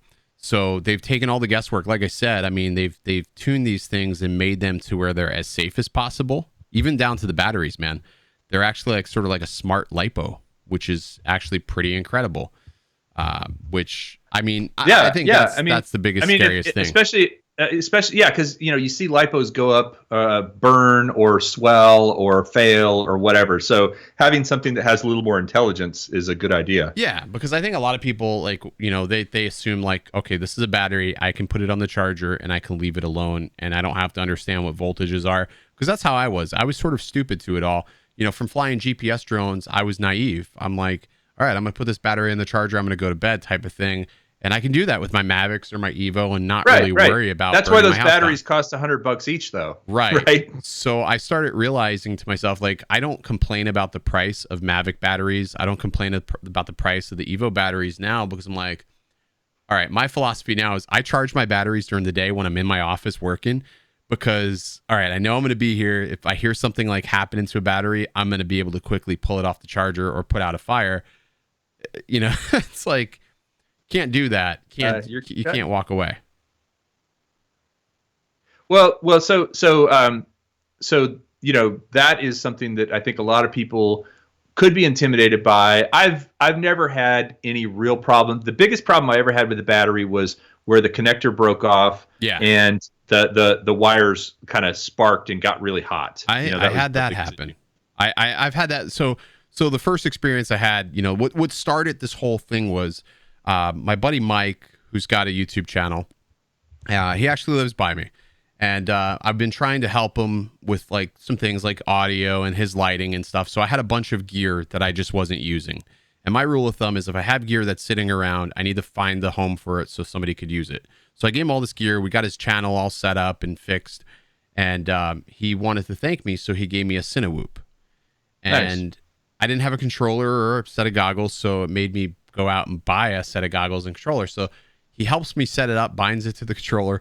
The first day I get it back to my house, I'm flying it in the front yard. I literally took off and tried to land, and bam, broke the arm. So wow. we spend the next day fixing it, and I said, well, the next morning I was really super excited to fly it. Well, I didn't tighten down the battery lead for the negative cable, and I pulled it off, and I guess it touched a positive, and the whole thing went up in flames in the backyard. I mean, yeah, it's funny. It's funny how the short circuits on those batteries will do that. It's crazy, man. That is actually one thing that I do like about the Aclaimed drones is their batteries seem very solid. Like the connectors, I've had what is it, XT60, the yellow ones, XT60 and XT30. I've had those things just like pop off on me, because if you make the mistake of pulling it apart by the cable instead of grabbing the actual yellow part, I've had them just pop off. I'm like, yeah, dang, I've it's learned, also the sign of a cheap battery, though. It is. I've learned my lesson on that. So I got to ask a question. So if today, the current state of the drone industry, 2020, we've seen a lot of drones come in and out.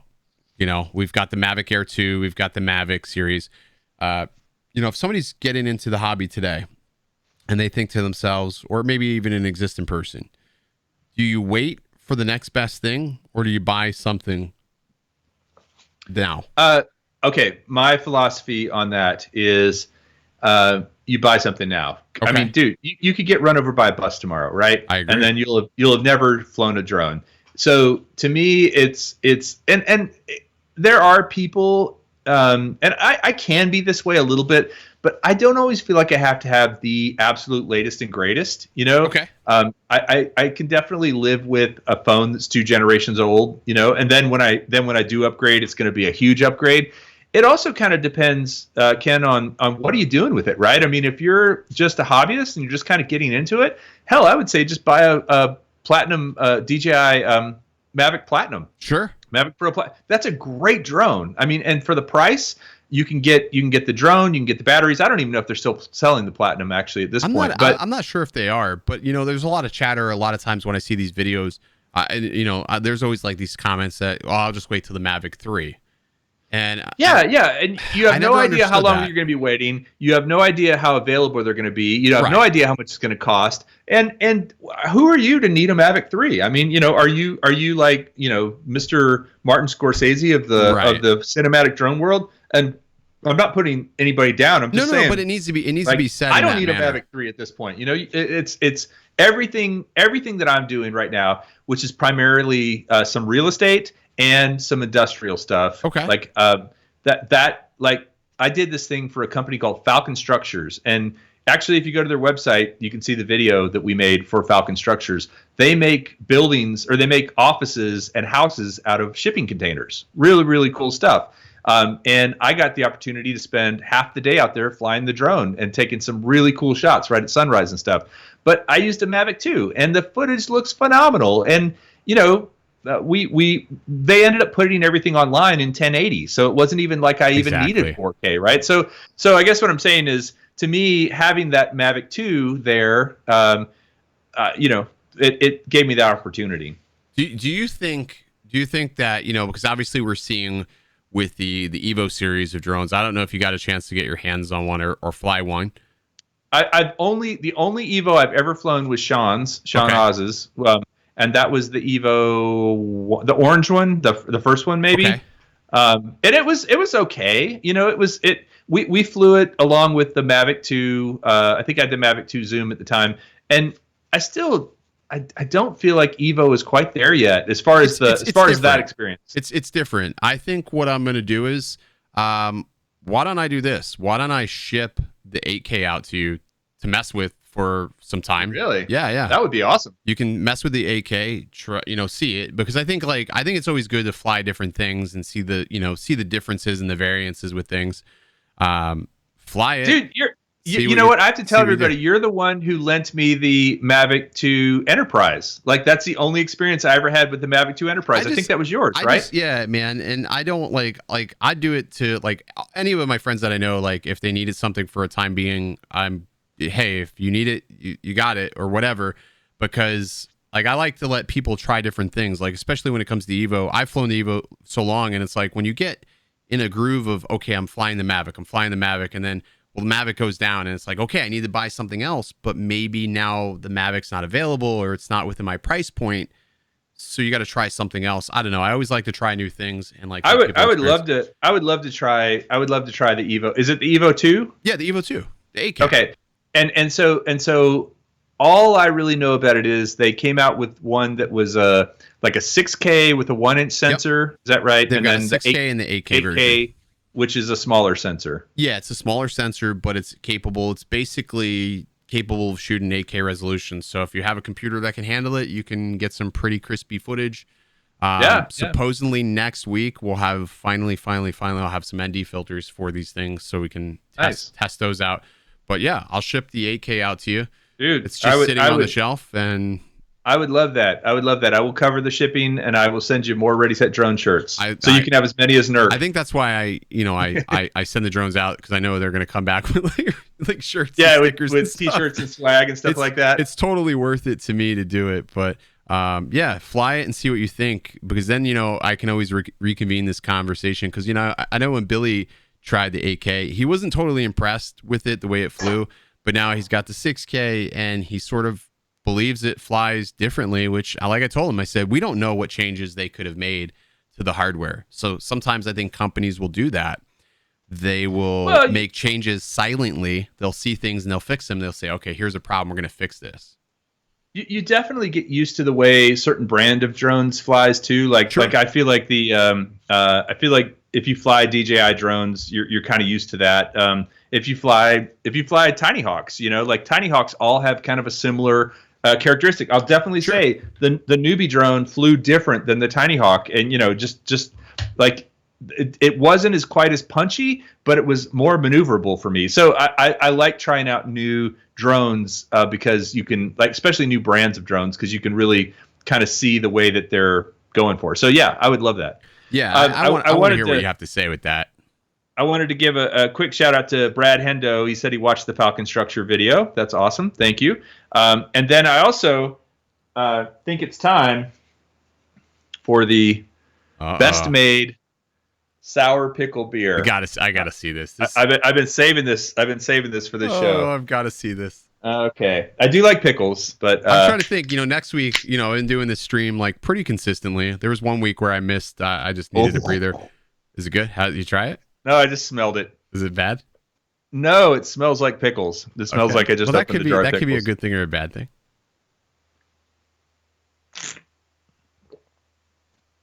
Oh, wow. Oh, somebody's going to make a meme out of that. I know, but oh, man. That is bad? Sour pickle. Your face is priceless. Wow. No, it's intense. It's just intense. And you know what I like about it? Wait, I'm actually watching. I'm watching the delay now. Oh, I shouldn't have done that. Shit. I'm going to regret it. Yeah, pickle beer. It's just really intense. And so what's the alcohol? So we're going to give that away. Like, that'll be one of the prizes we give away for the 21 and older crowd. Oh, you know what? This is made in Fort Worth, Texas. Okay. So we can get a whole shipment of it. Sour pickle juice.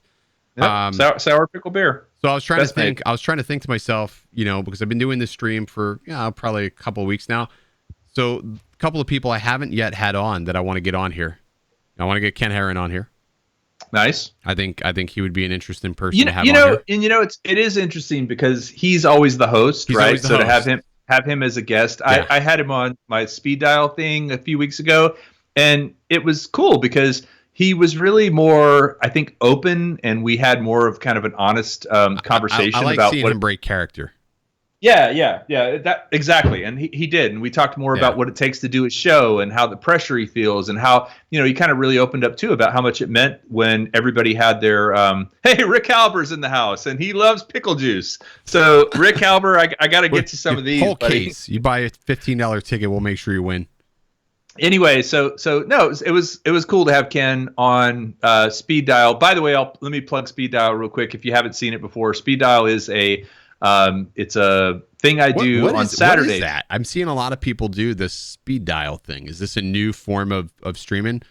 It is. It's more. It's like a podcast. It's audio only, and it is where it's beta software that I'm testing, and I'm under an NDA, so I'm not supposed to talk. Okay. I'm supposed to use it, but not talk too much about it. But basically, you call somebody on your phone, and literally, both of you show up on YouTube.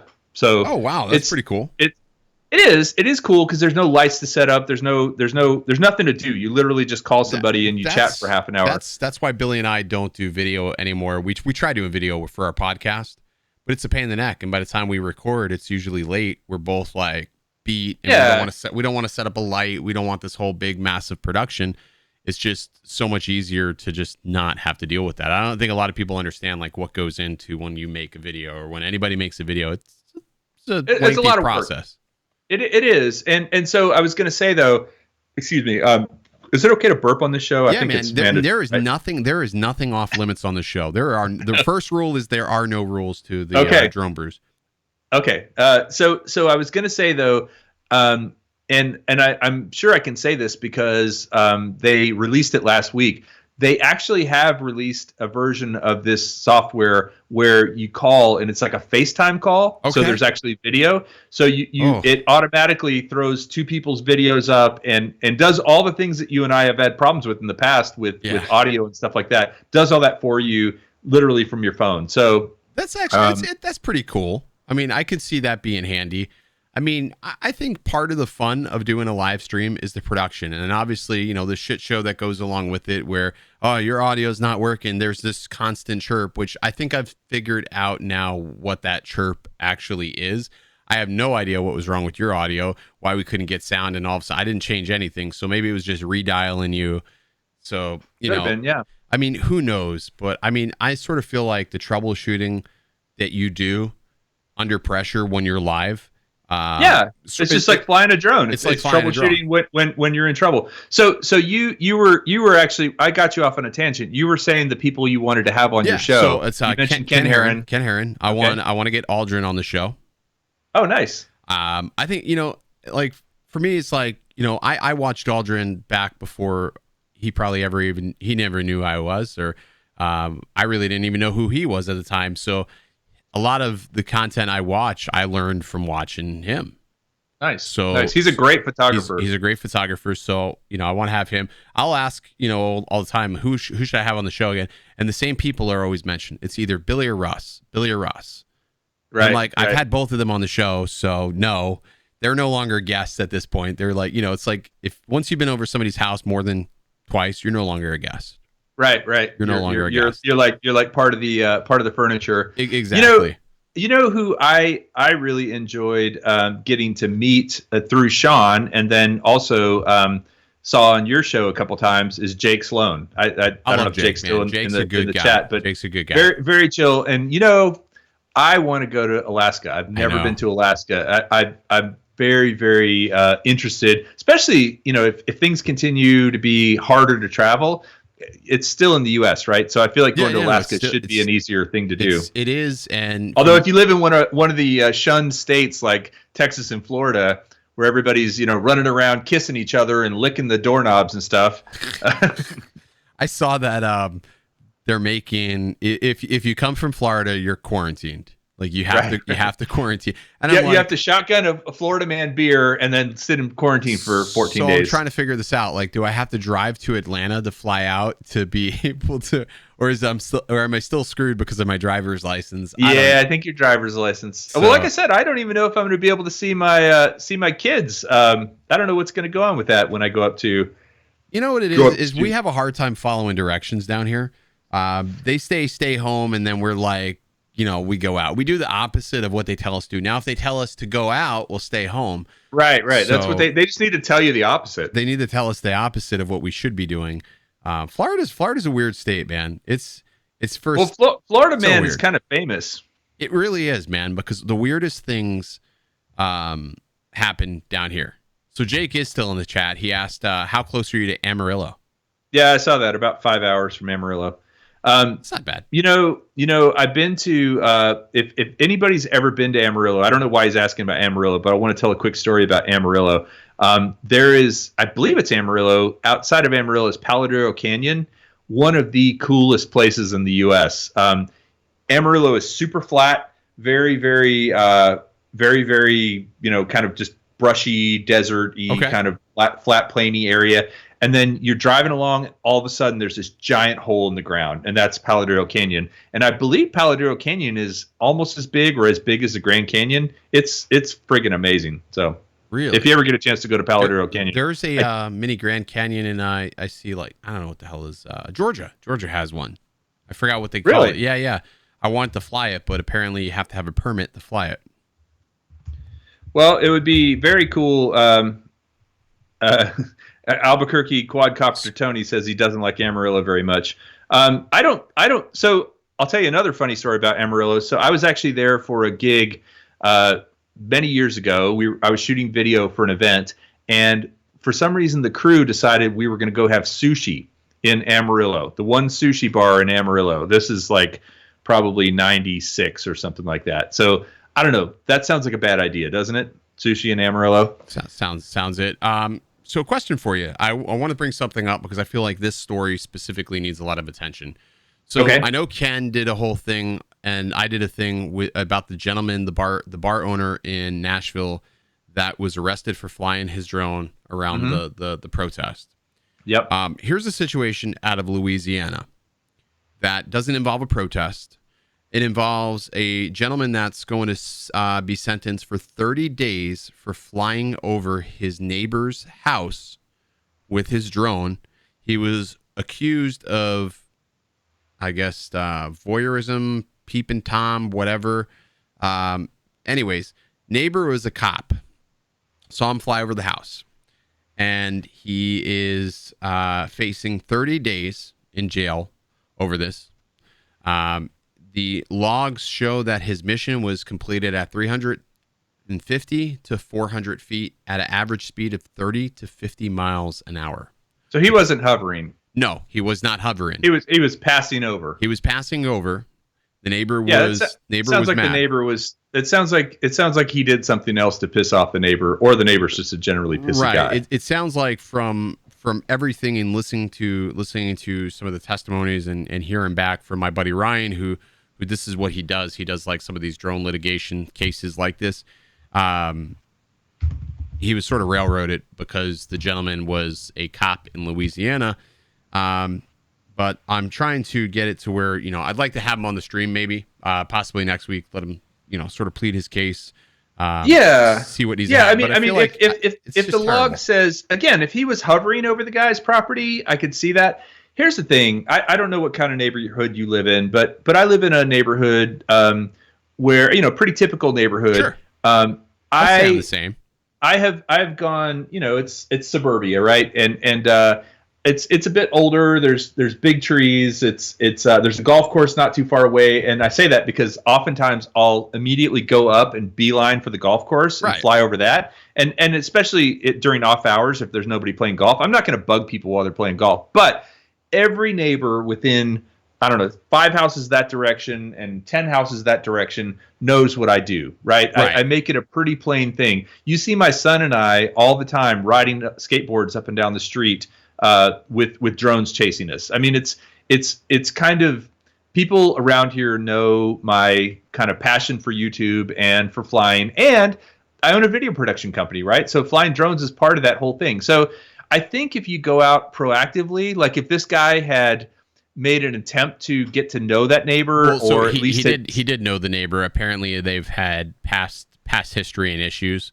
I mean, not every neighbor is going to be neighborly, right? So from what it sounds like, this specific neighbor's had a vendetta against. Yeah, and all he did was give him an excuse. Now, I can't believe that a judge would, or whoever it was, would say, unless this guy knows, if he's a cop and he knows the other people. My experience, and personally speaking, not in a drone fashion, but I've seen, the band of brothers tend to stick together, right?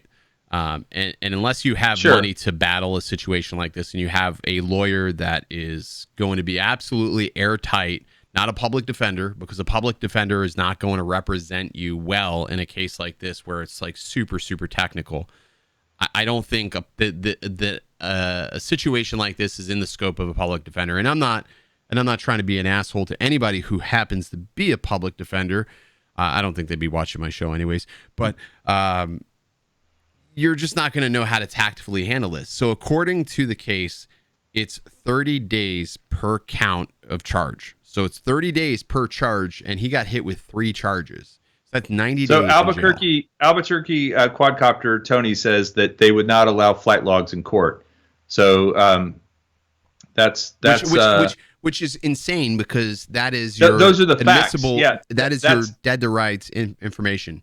And I know it was 350 to 400 feet because Ryan, who was on my show just a couple of weeks ago, 2 weeks ago. Yeah, I saw that one. He was the person that was directly involved with this and pulled the flight logs.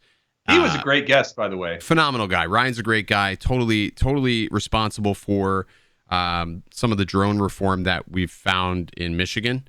All right, you're going to have to carry it because I got to go pee. Yeah, go ahead. Go ahead. Pickle juice is shooting through me. I'll be right back. Do your thing. They call it a live stream for a reason. Exactly. Oh, this is Kelly Shores guy. Hopefully he doesn't pee on camera.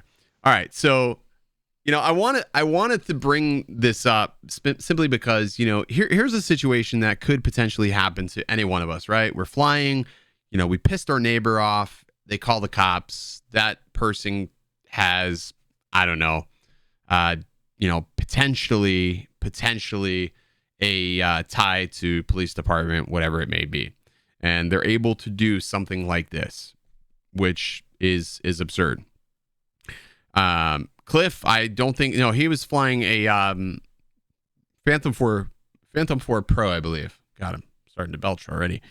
Phantom 4 Pro. So I don't think Zoom was an issue here. But I feel like this case specifically, like I said, I want to get him on the stream. I want to let him talk about his side of the story because I don't know if it'll help.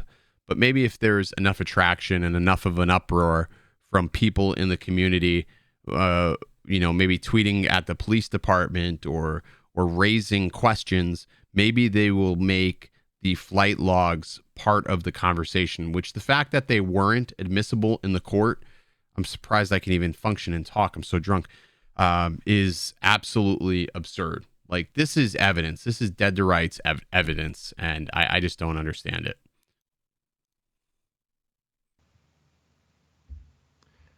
All right, I'm back. Yeah. So, I just thought it was interesting. Something that definitely could use some more attention. I think sometimes that's, there's a lot of these cases that happen. Like Ryan was telling me that, this is one of a dozen that he's working with. In some states, it's better than others. What he's found is that a lot of the southern states are a little harsher on penalties than they are up north, which I thought was pretty interesting. A lot less leniency. Yeah, I'm not surprised. No, not at all. And I was born in Texas, so I understand Texas pretty well, I think, and I love Texas, but there are a lot of different opinions here on stuff, and I think that's what we were talking about earlier with regard to FPV and camera pilots and everybody in this community is we've just got to hold ourselves to a high standard, and if we do that, I feel like we'll do well because and Ken, I'll say something else. When you did wreck that Mavic Air, I remember you were kind of Mavic Air 2. You were kind of conflicted about posting that video. I appreciate the fact that you owned that, right? You didn't put any ifs, ands, or buts around it. You were like, I shouldn't have flown with that few satellites, as I recall. That's what you said. No, I knew I fucked up immediately. I think we just have to take ownership, and this guy, okay, he might not have done anything really to deserve what he's getting, but maybe he should at least say, hey, you know what? I didn't get along with this guy. I knew he had it in for me. Why did I fly over his house at all? That probably wasn't the wisest decision. And I mean, and that's one of those things too. We'll never get the full side of the story 100%. Yeah. It's always a he said, she said. It's a he said, she said. And, and I've learned that even like with, my battles with DJI recently with the second incident, but it sort of is what it is. I hope that maybe they will go back and say, hey, let me review those flight logs and, let's make a real life determination. He's got, I think they said he's got till next Friday to make an appeal. Hopefully he appeals the judgment. Yeah. Because otherwise I think, for other pilots, other people in the state of Louisiana, this could be a problem, or anywhere else where you're flying and somebody wants to challenge that heir to property rule, which I mean could potentially be a situation which it's pretty crazy. And that's why tiny whoops are so much fun. They really are, man. I think and that's why I want to go to Alaska too. That's why I want to go to Alaska, because there's plenty of space there. It's I've never weighed drones so much since I started flying FPV. So every time I build a quad, I'm weighing it to see it, where I'm coming in. And that's why I've built so many 3-inch quads lately, because with the air units and the CATX Vistas, you can make a very, very doable quad. And the Insta1 360 Go, I don't know if you've played with one of those. Yes, the little tiny one that does. So do you have one? I ordered one. It's coming tomorrow. So I have seen some amazing shots with 3-inch, 2-inch quads, even tiny whoops, right? I mean, there's that you can thing. Put one on a Tiny Hawk. You can put one on a Tiny Hawk. That's how light they are. Yeah. Oh no. I've seen some of that footage, and it's quite amazing. So you mentioned Ken Heron. You mentioned this dude that got arrested. In trouble Aldrin. With his neighbor. Who else? We're gonna do Aldrin. And I was trying to think, who else do we, would be interesting to have on. My thing is this: if you come on the show, you got to be able to drink a beer. If you're sober, you got to be able to drink a root beer. That's the rule. Or a Coke. I don't allow Pepsi. I don't allow Pepsi here on the show. No Pepsi. No Pepsi. Pepsi free. Was a Pepsi. Just a Pepsi. So Billy's the only one that gets a pass. He gets his Capri Suns. That's fine. Russ, we made an amendment. He's allowed to have his mudslides. Jake, I don't think Jake drank. And Sean tried to fake me out, but I made him drink his Corona. Okay. So he tried. He didn't win that one. So I'm thinking. So I'm your like 3 beers. I'm your record right dude, now. huh? Right now, you're the record. So if somebody comes on here and says, you know what, we're gonna hammer this out. We're gonna do a 4 beer show. Like I feel like this could be like that next. Have you seen the hot ones where they eat the hot wings? Yeah, where they eat the wings. Yeah, this is totally different. This is and you have to come on and drink the pickle beer. That's you have to have one sort of disgusting. We got to have beer. one sort of disgusting beer. Maybe I send these beers out to them in advance so we can have. I will say this gets better with every sip, and I don't know if that's because my taste buds are just losing their sense. I think you're broken at this point. You're broken, but this is definitely one of my favorite shows that I've done. So I see Aldrin's still in here. So how about it, Aldrin? Next week, Flight Path. Yes, Flight Path. What do we say? I think Flight Path comes on next week. I think so too. I think Aldrin comes on next week. I think that would just complete it. 100%. 100%. And the first time I met Aldrin was at this really awesome event that DJI did in California. And he was the friendliest guy there. There were a bunch of other YouTubers, and I think he and I were kind of the small potatoes at this thing. And the Mavic 2. You went to the real event. I went to the pacified event. Well, it was still really awesome to get to go to that, number one, but also just Aldrin and Farouk from iPhondo. He was great too.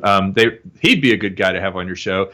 As a matter of fact, he told me, I emailed him, and he's one of these guys that I've done a few things with in the past, but like I got to give about a 6-week period to get a response from him. So I asked him about speaking at Spin Up, and Aldrin actually said Aldrin. iPhondo actually said he would speak at Spin Up this year. He would do a video for Spin Up. And then kind of went dark on me, but I think he was at the WWDC for Apple. And so I think anyway. they did I think they did that digitally this year, sort of like you're doing Spin Up. WWDC was all digital this year, but yeah, he would be a cool person to have at Spin Up. Oh, he's so funny and so witty and such a good. I mean, he definitely inspires me with a lot of the things he does as far as producing content, but yeah, I think that would be awesome if you get Aldrin on next week. Yeah, I like I said, I want to like sort of pick his brain. Like it's been a hot minute, but I think he would be awesome. Like I said, if he can, he just said he's gonna check see if his wife's off. If his wife is off, I think a lot of times people are like, oh hey, get this guy on, but we're all in different spots. Like I'm East Coast, Aldrin's West Coast, you're Central, so it's always a timing thing. It works out. It works out great. When I know you booked me like 6 weeks ago. I mean, we had this on the calendar forever. No, actually, we just I've been meeting. It was yesterday. I am so bad. I get this late night drunk text from Original Dobo. Hey man, what's up, babe? You up? But you know what, man? I'm gonna say it like this: if there's one person I can always count on to come through, there's like a couple of people that I know that I'm like, I can message you, Billy, and maybe Russ. I can message Russ, and I know that I'll get a response, or I'll get a yes. I can come through for you. Yeah, so I was like, you guys are my yeah, go-tos usually. So I really appreciate that all the time. No worries. It was perfect. So. But yeah, I think we'll go ahead and do it here. I'm about done with this beer. I don't know how you're doing on your pickle juice. I'm gonna probably be drinking this for like the next 2 hours because this is not a chugger. This is a sipper. That's one of those ones you just sip and you just read your emails and agony. I'm about right there on it. So, dude, this was really fun. Thank you for having me on. I really appreciate you coming on, brother. As always, man. Certainly good to see all these folks. And Flight Path, Aldrin's gonna check with Farouk about speaking at Spin Up. As I said, he emailed me and said he was interested, but haven't heard any details. I think that would be cool to have him there. And that sort of brings like Spin Up more. I don't know. I wouldn't say mainstream because we're all, in the drone community, the drone space, it's like its own little like sort of genre. It's niche. It's outside of the tech world. But I think that would be cool to have him there because a lot of people know who he is. He's a great crossover between drones and a lot of other things. I mean, everybody has kind of their other stuff they really like. I mean, like Sean is big on his 360 cameras, and Ken's big on his practical jokes and motorcycles. But according to Drone U, they wouldn't want his audience. Right. Oh Lord, I'm sorry, I had to go there. Don't even get me started on that. I had to go there. So yeah, man, I appreciate you coming on, hanging out with me today. I always say, I joke around all the time, like, I love Wednesdays, but I really, really do love Wednesdays. I look forward to doing this on Wednesdays and hanging out and drinking with everybody. I don't know, it sort of breaks up the week, I guess. So yeah. Kelly, well, thanks so much, man. Big shout out to Charles Meyer, and who was my subscriber of the month last month, and to Rick Halber. Rick Halber, it is good to see you in the chat, man. Glad you're doing well. There we go. All right. Thanks so much, man. I'll see you soon. Peace out, bud. Later, brother. Adios.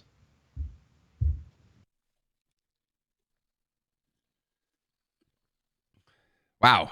This has been almost a 2-hour stream, but only a 2-hour stream because Ready Set Drone decided to go the distance. He went the distance, and we drank not one, not two, but 3 beers. And I have done the trifecta of Cigar City Brewing. God, I love Wednesdays. Have I told you guys I love Wednesdays? I think I still like. I'm committing beer fouls here because I don't know. Can you hear this? Can you hear this? I don't know. Anyways, there's a little bit of beer at the bottom of each of these cans, which I feel like I am obligated to drink. So I'm gonna do that. Oh God, that's terrible when it's warm. All right, so we got a little bit more. I don't know. Is this coming out? So what was the final outcome of the rumor of the Mavic 3? Sean D, don't wait for the Mavic 3. Buy a drone right now. That's the rumor of the Mavic 3. We talked about it. We said it. That's it. Mavic 3 will come when the Mavic 3 comes. All right. What is this? Florida Cracker. This was the first one. We got a little bit left. We're going to...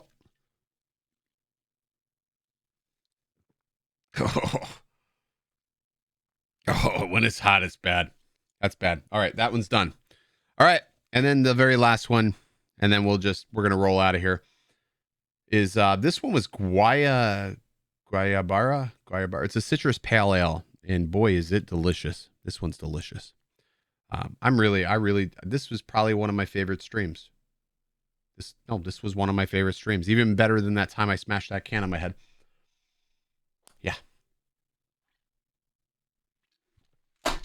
Ah, shit. I don't need headphones anymore anyways, right? Who needs headphones? All right.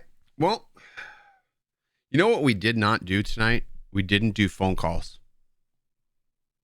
Let's do phone calls. Let's just round this out at a full. We'll round this out at a full 1 hour. Who should we call? Or should we just put the Dobo hotline up? Do we put the Dobo hotline up? All right, we're going to put the Dobo hotline up. All right, so the number to call for the Dobo hotline, we're going to take calls for just this minute. We're going to do the Dobo hotline. It's like the bat phone. 279-1689. The Dobo hotline. That is the Dobo hotline. Lines are open and waiting. Please check your local restrictions and fees. That is it. That is the Dobo hotline.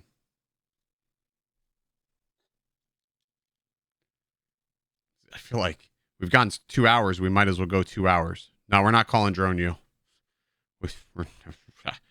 Oh, we got a call. Okay, let's start the call. The call will start at the beep. Hello, you're on the air. Hey, Ken, I'm really perplexed on why you haven't sent me my quadcopter yet. I ordered it from you last week. Who the fuck is this? This is Bob. Who? Bob. Bob. Oh, Bob White. Bob. It's in the mail, Bob. Oh, great. I'm looking forward to it. Good deal, Bob. I'm going to answer Lon Denard's call next. Yeah, hey, are you going to put your wife on Friday since you didn't have her on last week? You know, Bob, I've been trying to get her on the show, and every time she's been dodging me worse than that time I've been trying to collect that bill from this agent. You know, it's a hard thing. She doesn't want to give me the time of the day. I don't know what to do. I don't know. Oh, and one more thing before you drop me.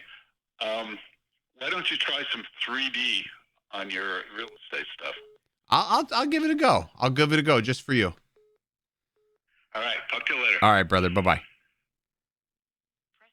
All right. We got another call.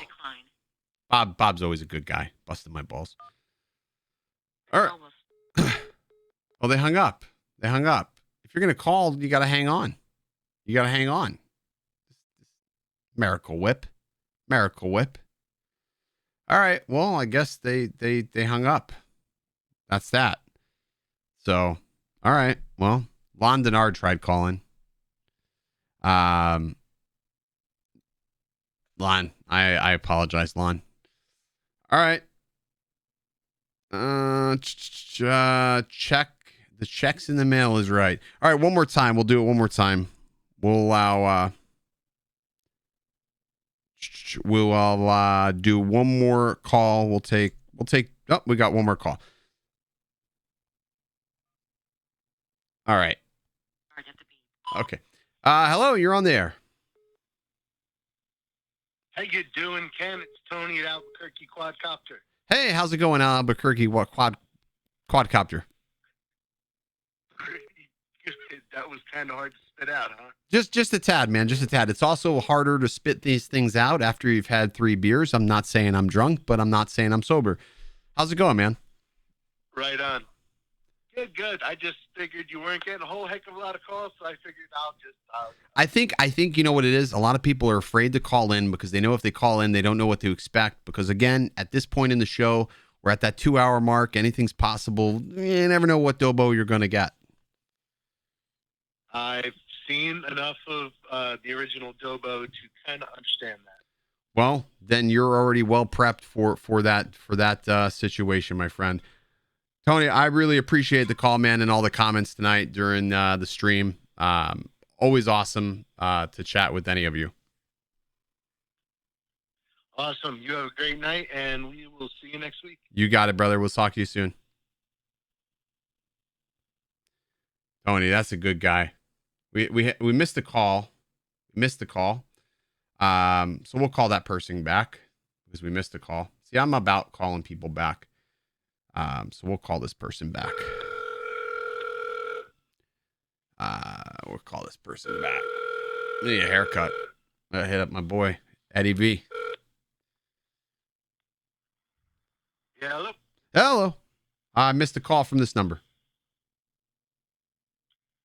You just hung up on me, Ken. Son of a bitch. Son of a bitch. You know, why do we... I don't know why it does that, Tony. It says I missed a call, but I received a call. It's the beer, man. It's the beer. You know what? Like I said, you already knew what you already knew. Oh, there's that call, Tony. Thanks, brother. Press 1 to start the call. The call will start at the beep. All right, you're on the shit show. Hello? Yeah. How's it going? Is this Ken? Depends. Do I owe you money? No, I was calling Ken Dobo. Yeah, this is he. This is him. This is him. All right, cool. So he's on the live stream right now. So this is Marv McCarthy in Arizona. Hey, what's going on, Marv? Good to finally hear your voice, man. Thank you. So what do you think about the Mavic 3 Pro? We don't have enough of information to go off of. You know, I think a lot of people are speculating what it could or couldn't be. But there's just not enough of information. There's not even enough of leaks or renders to support it. And I think the reality is that DJI doesn't have to release anything additional right now. You know, I think with the Mavic Air 2, it would be silly for them to release a Mavic 3 to cannibalize the already super successful Mavic Air 2, right? I don't think they have to do that right now. So I think exactly. I mean, I have the Mavic 2 Pro and the Mavic 2 Zoom, but I'm just kind of anxious to see. I don't really like the Autel because of all the flight issues that Billy Kyle has. You know what I mean? I think Billy flies drunk usually, though. I've been having some like Bushmills whiskey myself, so. I think, a lot of times, we get so fixated on what we fly that sometimes, when we fly something different, it can throw us off. And I think now that he's had a chance to have the Evo 2 8K the Evo 2 8K for a little bit, he sort of knows what to expect. So naturally, I think, when he got the 6K in hand, it flies a little bit differently for him. And like I told him, I said, it's not obscure for a company to fix certain things that they've noticed on previous models. They've had a long time to cycle through a lot of these units, so they may make adjustments to hardware as they go through. But I digress. No, it's okay. I always look forward to Wednesday nights. It's so much fun, especially with all the COVID shit going on right now. You know what I mean? Yeah. I totally hear you, man. That's why we do this. That's exactly why I did this. Kelly was cool tonight, and I'm hoping to come to Spin Down in Colorado in September. So we'll get a chance. I will definitely be there. Like I said, I plan on driving out to Spin Down. But yeah, I wouldn't miss Spin Down for the world. So I hope we get a good turnout. I think it's going to be absolutely awesome, man. So I look forward to seeing you. Yeah, thanks, brother. All right, brother. I'll talk to you soon, man. You too, buddy. Bye bye. Okay, bye bye. So one of the coolest things, and you guys will probably think this is really sappy of me, is the fact that I absolutely love being able to hang out and talk with the vast majority of you. Some of my best friends, some of the people that I talk to all the time, I've never actually met. And that's one of the coolest things about the internet. And one of the coolest things about having a drone is the fact that you can meet all these people and you sort of see eye to eye and you have a friend no matter where you are. So I think right there, we'll call the show for the night. I feel like I'm not going to lie. I'm pretty buzzed. This is like that moment where Lon was talking about where I get very huggy. This is where you sort of hug it out. You just sort of, you grab your 3 best friends and you just hug it out. Or who thinks we can smash beer cans? No. All right. No. No. Smash a beer can? No. Okay. All right. Well, I guess we won't be doing that tonight. Big thank you to Ready Set Drone for coming on the stream tonight.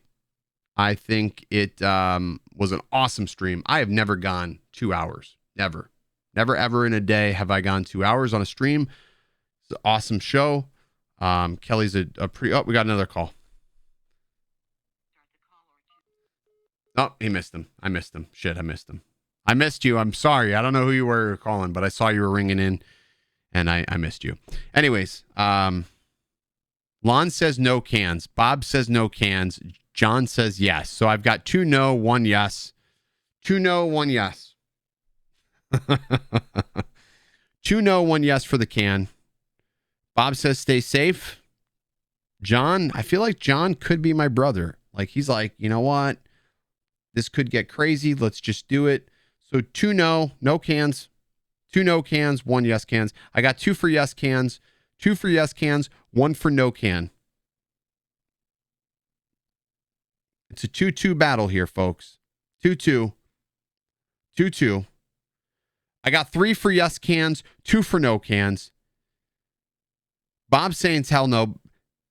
And 3 cans. Metro, I don't know. Yes or no, Metro. Yes or no, Metro. Yes or no. B-Man is my worst influence. Yes or no. Sean saying great show. I don't know. Is that... Fuck it, we're doing it. We're going all 3, baby. Fuck, that one hurt a little bit. All right, fuck it. We didn't get all the way. And that's it. That's Drone Brews. Oh, we got another caller. I can always call it a great time. All right, I'm starting to call. Hello, this is Ken. Hey, Ken, this is Mike from Michigan. How are you doing? I'm doing great, Mike. How are you? Great show tonight. Great show. I appreciate it, man. I appreciate it. It was a fantastic show. I might be a few beers in myself, so. You know what? I appreciate that you're able to keep up with me as I'm keeping up with you, Mike. That's why this show works out so well, man. I love Wednesdays now. Wednesdays are great. Fuck it. You know what, man? Wednesdays used to be that sort of day that everybody was like, "Yeah, I don't like Wednesdays. There's nothing good on TV.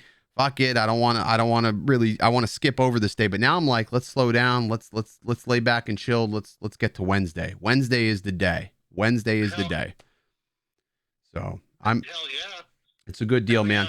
So hopefully you have a good weekend, man. You're flying. I know I'm flying. I just made a freaking mess. I don't know if you voted yes or no on the beer cans, but I'll blame you. That's fine, Mike. I'll blame you. Well, I enjoyed it nonetheless here. You know what? That's what it's all about, man. It's all about enjoyment and That's right. So I appreciate, man, hanging out, watching the show. I'm going to be back again. We're going to do this again next week. We're going to have another person on. I don't know if we'll go 3 beers. That's the record. Kelly's the record holder for Drone Brews, but we'll see. We'll see what he can do.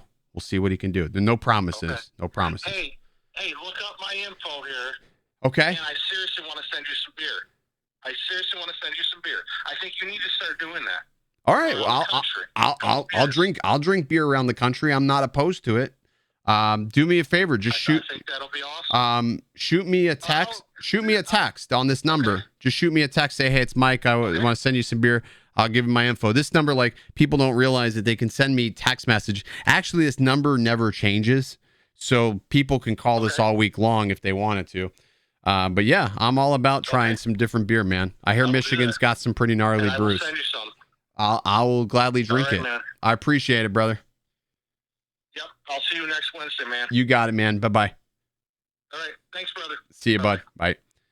If I was rich, I would get a bar and I would just fucking fly everybody to the bar so we can just hang out and then live stream that on Wednesdays. And it would be like, what was that show where everybody would dance back in the 60s?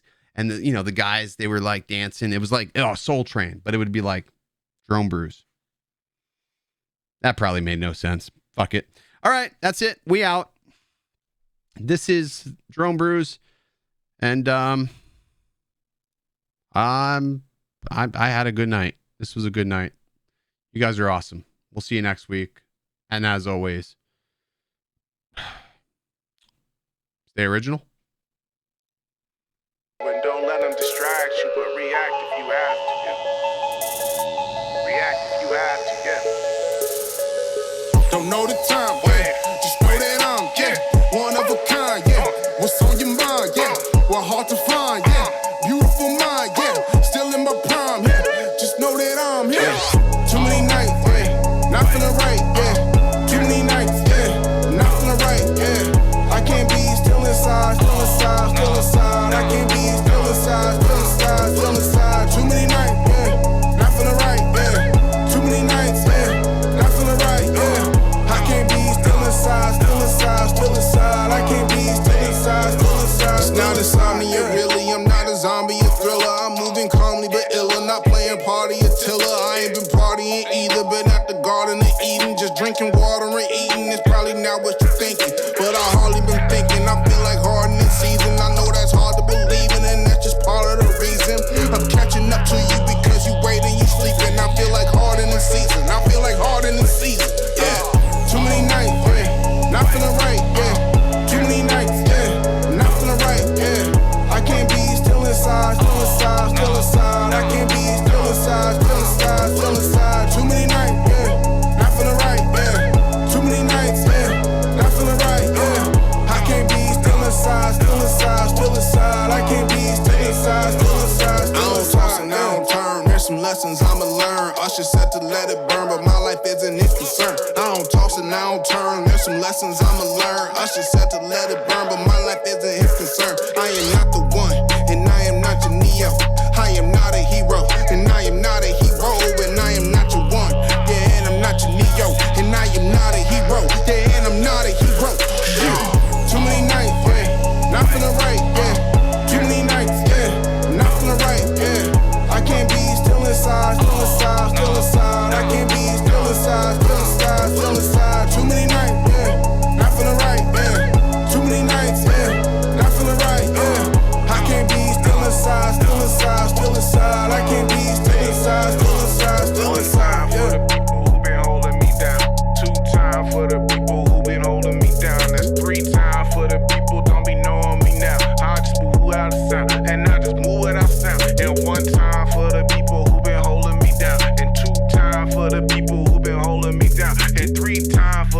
people, I don't see them around. I just been moving around. I just been moving around.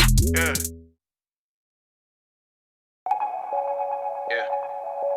I'll react if I had to. Put some things in the past too, and don't let them distract you, but react if you have to. I'll react if I had to. Put some things in the past too, and don't let them distract you, but react if you have to. Yeah. React if you have to. Yeah. Don't know the time, yeah. Just know that I'm, yeah, one of a kind, yeah. What's on your mind, yeah? Well, hard to find, yeah. Beautiful mind, yeah. Still in my prime, yeah. Just know that I'm here. Yeah. Too many nights, yeah. Not feeling right, yeah. Too many nights, yeah. Not feeling right, yeah. I can't be still inside, still inside, still inside. I can't be still inside, still inside, still inside. Too many nights, yeah. Not feeling right, yeah. Too many nights, yeah. Not feeling right, yeah. I can't be still inside, still inside, still inside. I can't be still inside, still inside. It's not insomnia, really. I'm not a zombie, a thriller. I'm moving calmly but iller. Not playing party or tiller. I ain't been partying either. Been at the Garden of Eden, just drinking water and eating. It's probably not what you're thinking, but I hardly been thinking. I feel like hardening this season. I know that's hard to believe in, and that's just part of the reason. I'm catching up to you because you waiting, you sleeping. I feel like hardening the season. I feel like hardening the season. Yeah. Too many nights, yeah. Not feeling right, yeah. Too many nights, yeah. Not feeling right, yeah. I can't be still inside, still inside, still inside. I can't be still inside, still inside, still inside. Too many nights, yeah. Not feeling right, yeah. Too many nights, yeah. Not feeling right, yeah. I can't be still inside, still inside, still inside. I can't be still inside, still inside, still inside. I don't turn. There's some lessons I'ma learn. Usher said to let it burn, but my life isn't his concern. I don't toss and I don't turn. There's some lessons I'ma learn. Usher said to let it burn, but my life isn't his concern. I am not the one, and I am not your Neo. I am not a hero, and I am not a hero, and I am not your one. Yeah, and I'm not your Neo, and I am not a hero. Yeah, and I'm not a hero. Yeah. Too many nights, yeah. Not feeling right, yeah.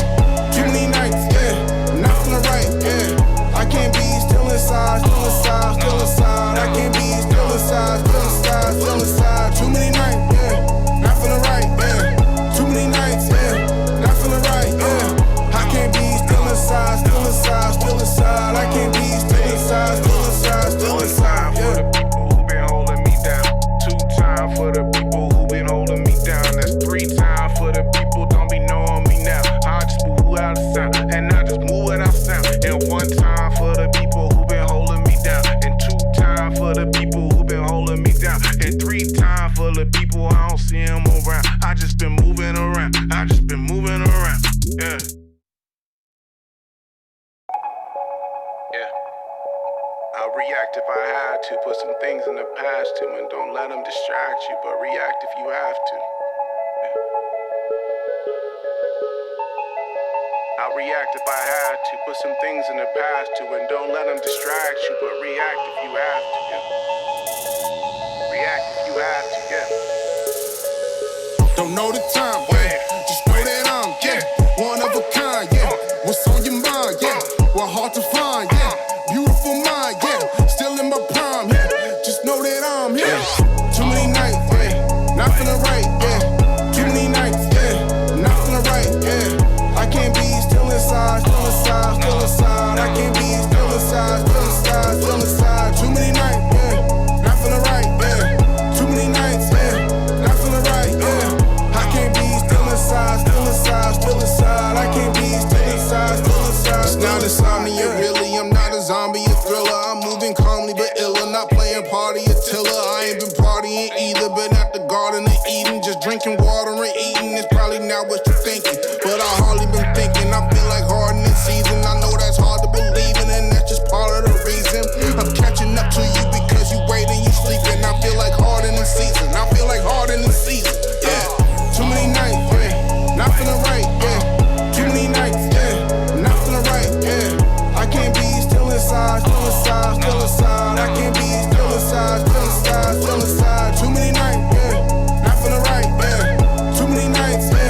1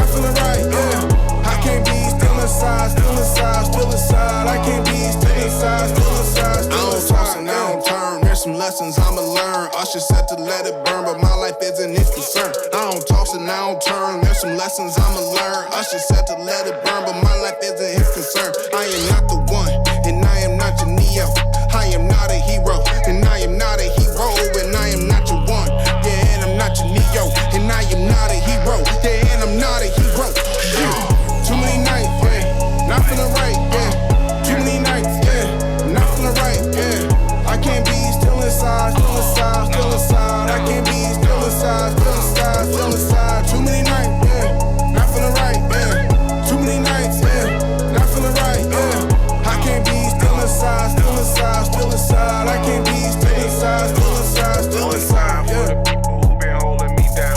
2 times for the people who been holding me down. That's 3 times for the people don't be knowing me now. I just move without a sound, and I just move without sound. And 1 time for the people who been holding me down. And 2 times for the people who been holding me down. And 3 times for the people I don't see them around. I just been moving around. I just been moving around.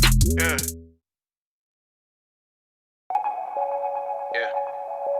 I'll react if I had to. Put some things in the past too, and don't let them distract you, but react if you have to. I'll react if I had to. Put some things in the past too, and don't let them distract you, but react if you have to. Yeah. React if you have to. Yeah. Don't know the time, yeah. Just know that I'm, yeah, one of a kind, yeah. What's on your mind, yeah. Well, hard to find, yeah. Beautiful mind, yeah. Still in my prime, yeah. Just know that I'm here. Yeah. Too many nights, yeah. Not feeling right, yeah. Too many nights, yeah. Not feeling right, yeah. I can't be still inside, still inside, still inside. I can't be still inside, still inside, still inside. Too many nights, yeah. Not feeling right, yeah. Too many nights, yeah. Not feeling right, yeah. I can't be still inside, still inside, still inside. I can't be still inside, still inside. It's not insomnia, really. I'm not a zombie, a thriller. I'm moving calmly but iller. Not playing party or tiller. I ain't been partying either. Been at the Garden of Eden, just drinking water and eating.